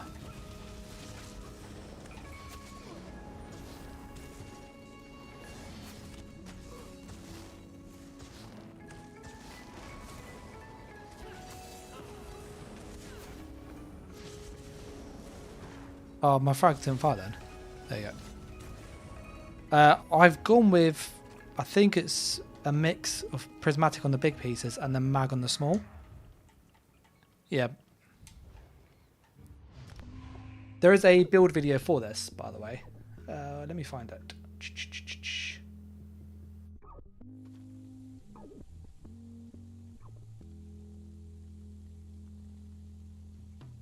This is the build video for it.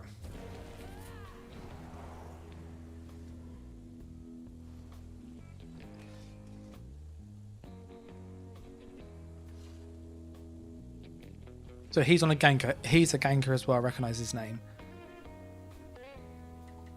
Johan, he's a good Sulk. I fought him before. He's decent.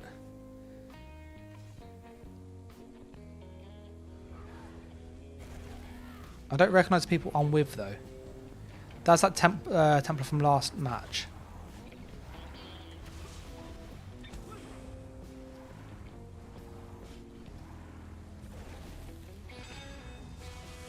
Yeah, this will be my last one because it is late where I am.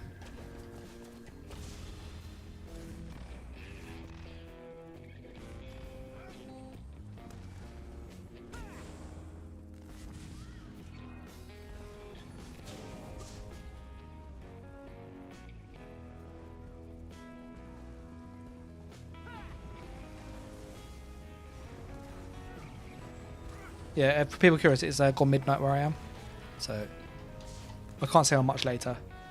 You want to see the bug is fixed.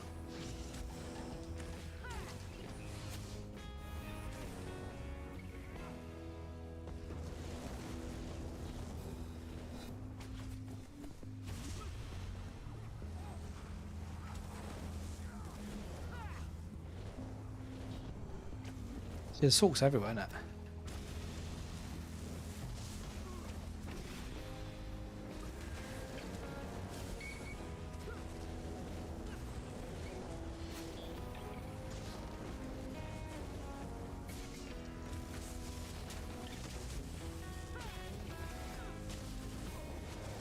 Oh, they've got a bash build. We'll get on top of here, we will.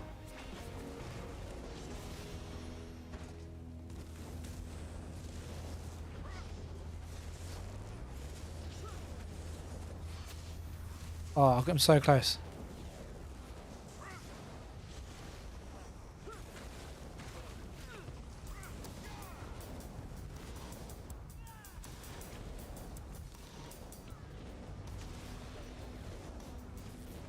Let me get some resources back. You want to see if it's fixed the bug? We can.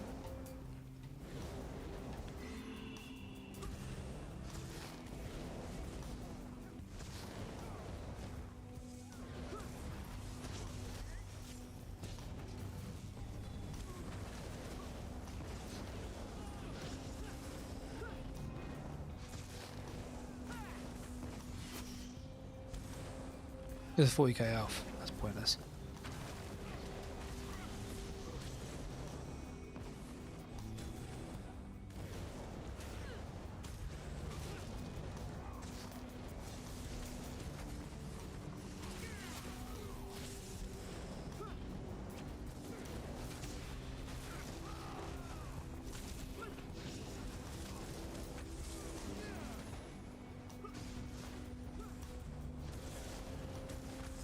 Oh.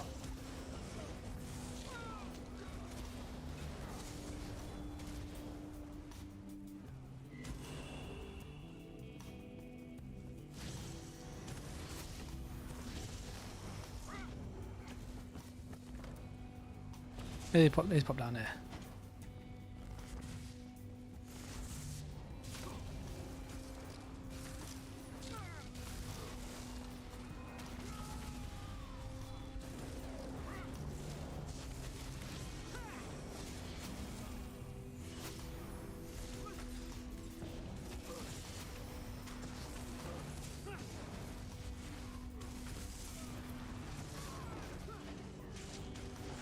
They did a health absorption on me.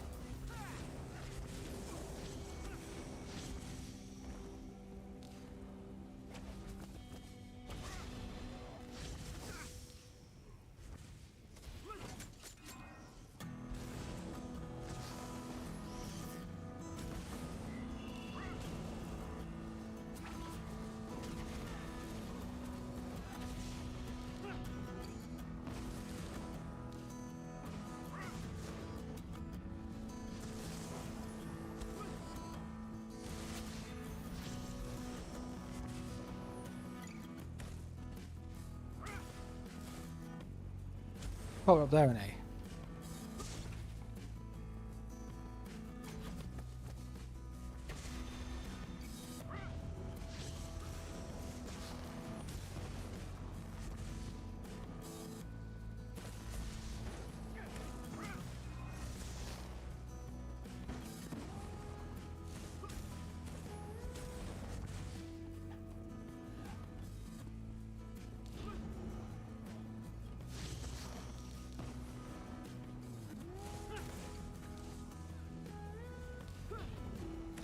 He's literally run. He's ran like everywhere, isn't he?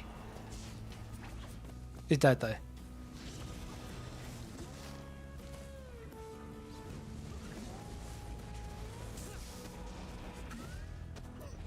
Couldn't get over that wall.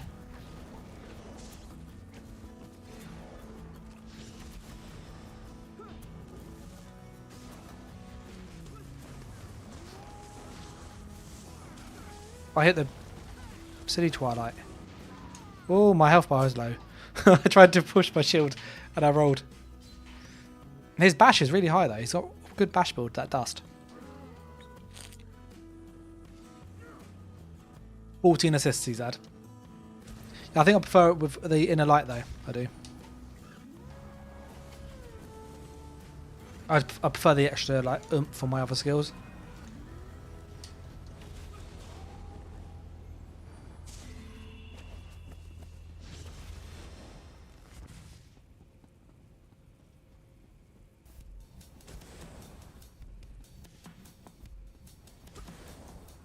Someone says cheese.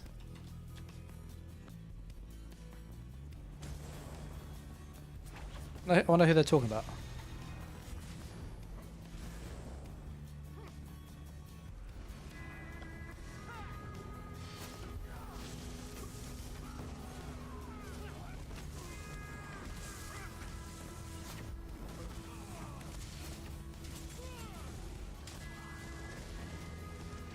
I pushed my bar swap a few times. Didn't bar swap. You'll see that a few times where I pushed left on the arrows.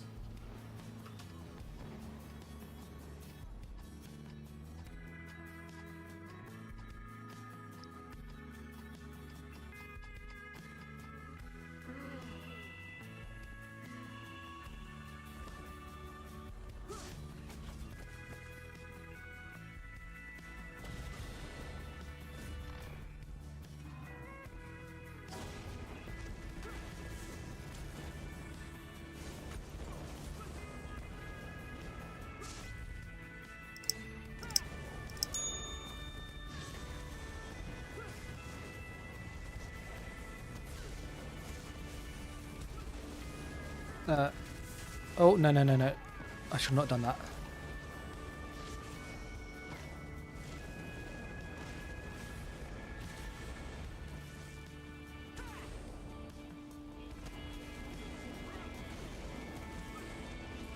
Oh, that's because I'm used to having it in a light on.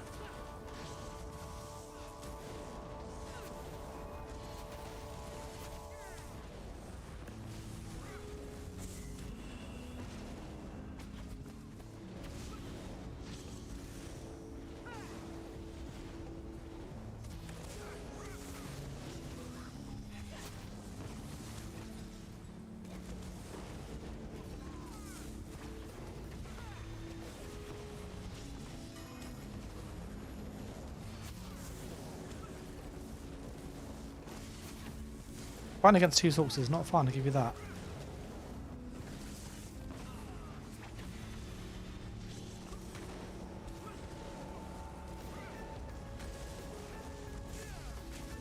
I pushed my straight, I couldn't find my skills. How weird is that? I don't know if you see that. I'm pushing here. I'm pushing straight, but nothing fires. That's really weird, that is.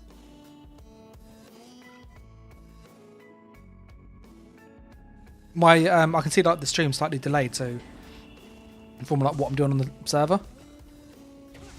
That was really odd though. Like I was literally pushing LB. I was doing this, and like nothing happened.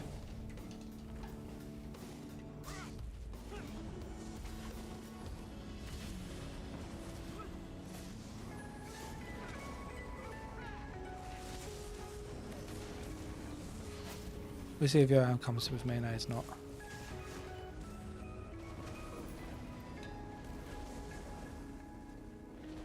Yeah, that was a weird match. That was. Yeah, that was a really odd match.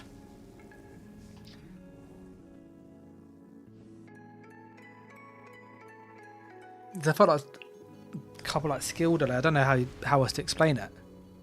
Like there's a couple of times where I pushed my streak and it didn't fire or my shield. So I'm doing this and like nothing happens. And obviously that's like death. If you can't get your shield on. Yeah, bizarre. I'm going to call it there because it's late where I am and I'm getting tired. Well, I can tell I'm getting tired because I'm making more mistakes as the evening goes on. I know Thingy wanted to just check if a bug was still there. So I will check my combat metrics. It was... Silver Assault, that was 1 in 14 seconds.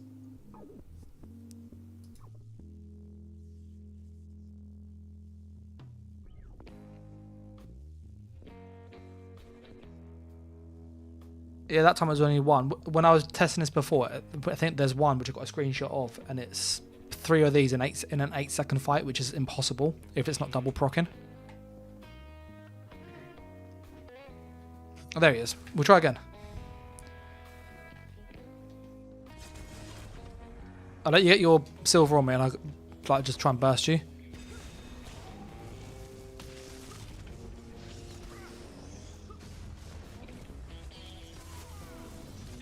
So we'll see if silver fired then. Because there's a red AoE on me. I wonder if that's the silver proc. Like it's telegraph now. No, so again that fired 5.7k.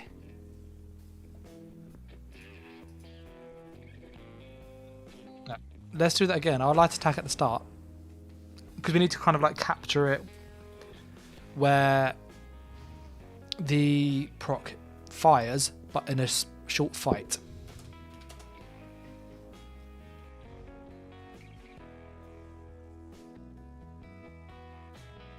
What is YX crystal? X is crystal fragments. Y is thunder and soul, and yeah, I think that's it.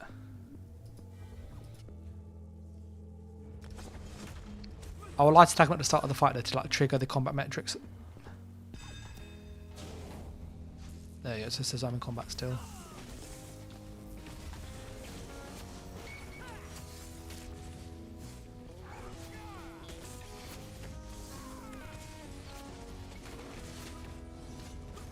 So we'll see how many we had of Sunder and of Silver Salt that time. Silver Salt was just once that time. Yeah, I'd suggest that you check out that video that I pasted. It has like everything that you need for this. It's this link here. I'll do one more Jagger, and then I'll call it there because I'm tired. I've been very, very busy.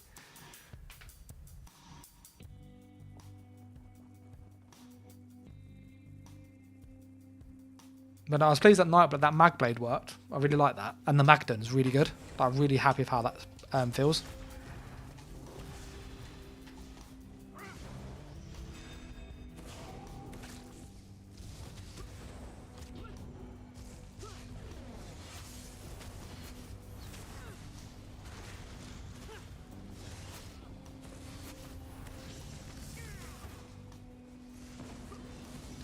Oh, the curse going. Okay, let's check if it's... I mean, we've got that Tom on us. Silver Salt was 1.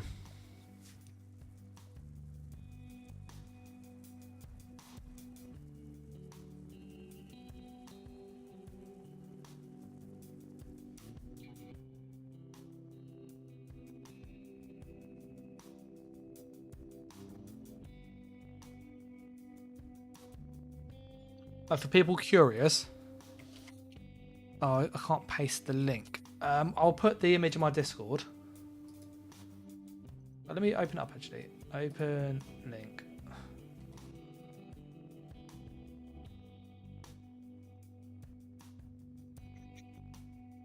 And I can just show it this way.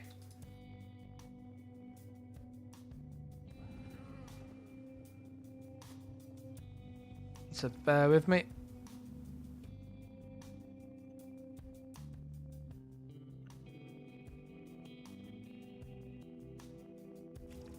So as you'll see here, this was an 8-second fight, but there was 3 silver assaults.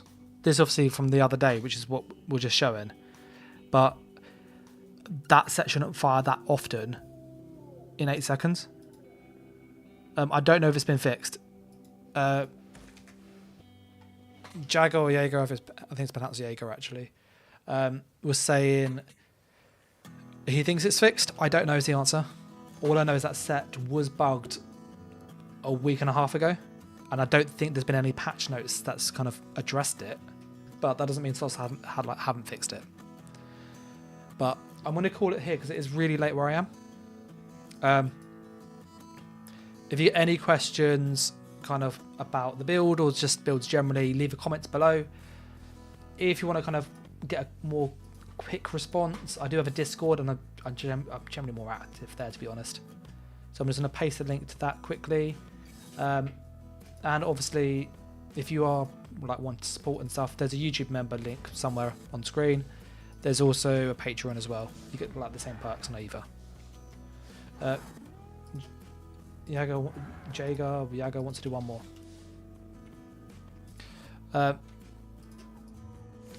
FC says Thunder and Soul is a scribe skill, so it's willed soul.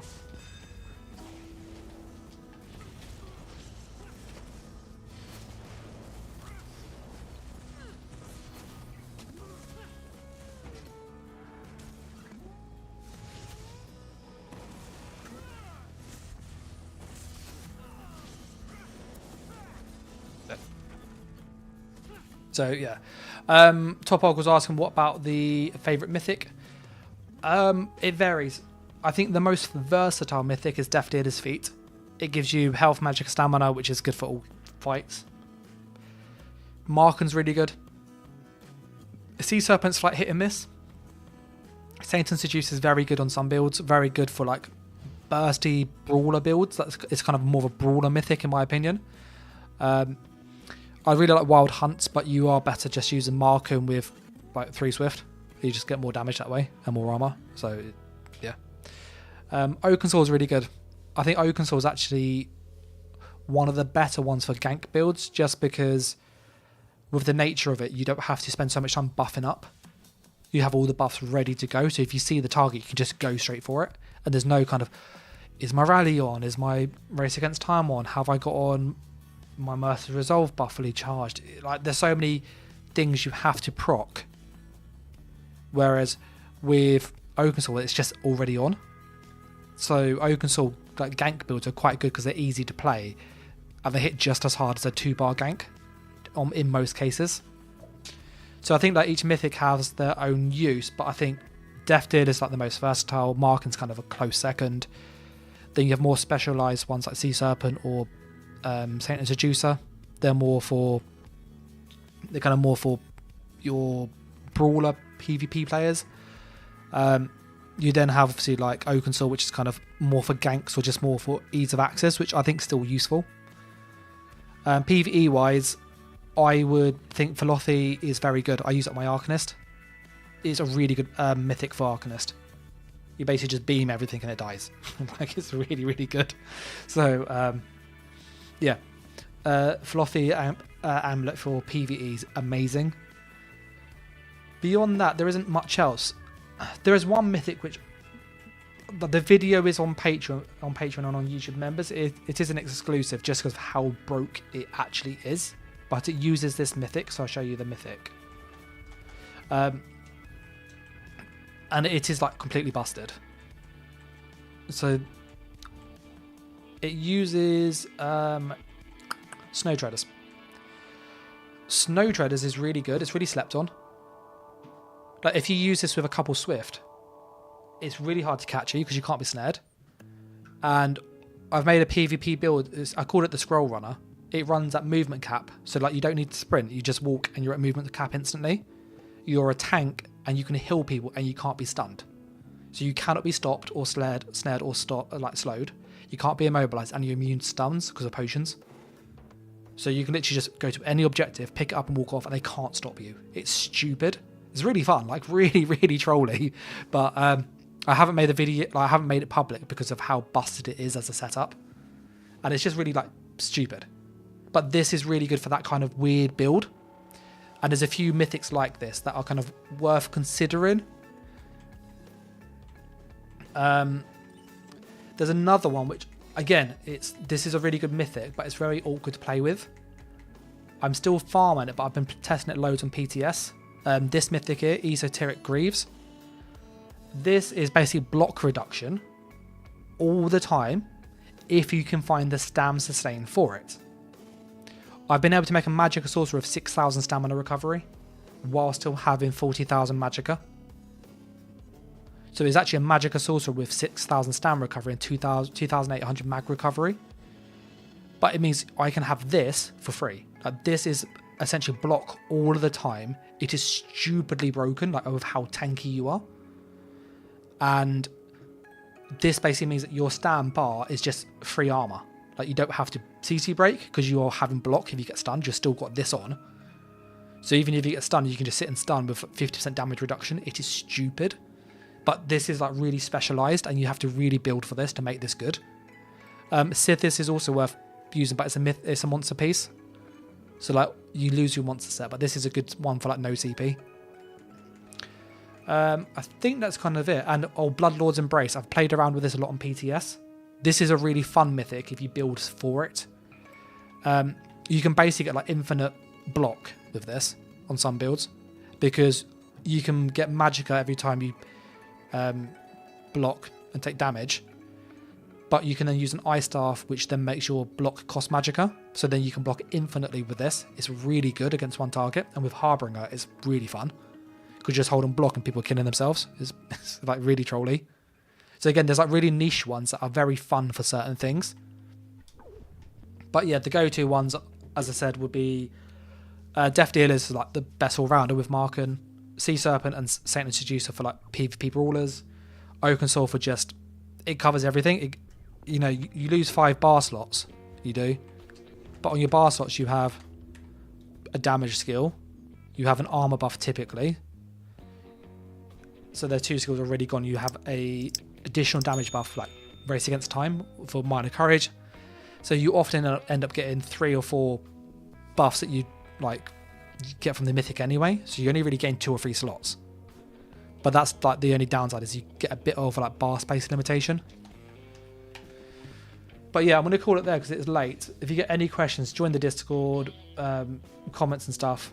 And I'll catch you in the next video or on the next stream. So I'm going to say thanks for watching, guys. Take care. And bye.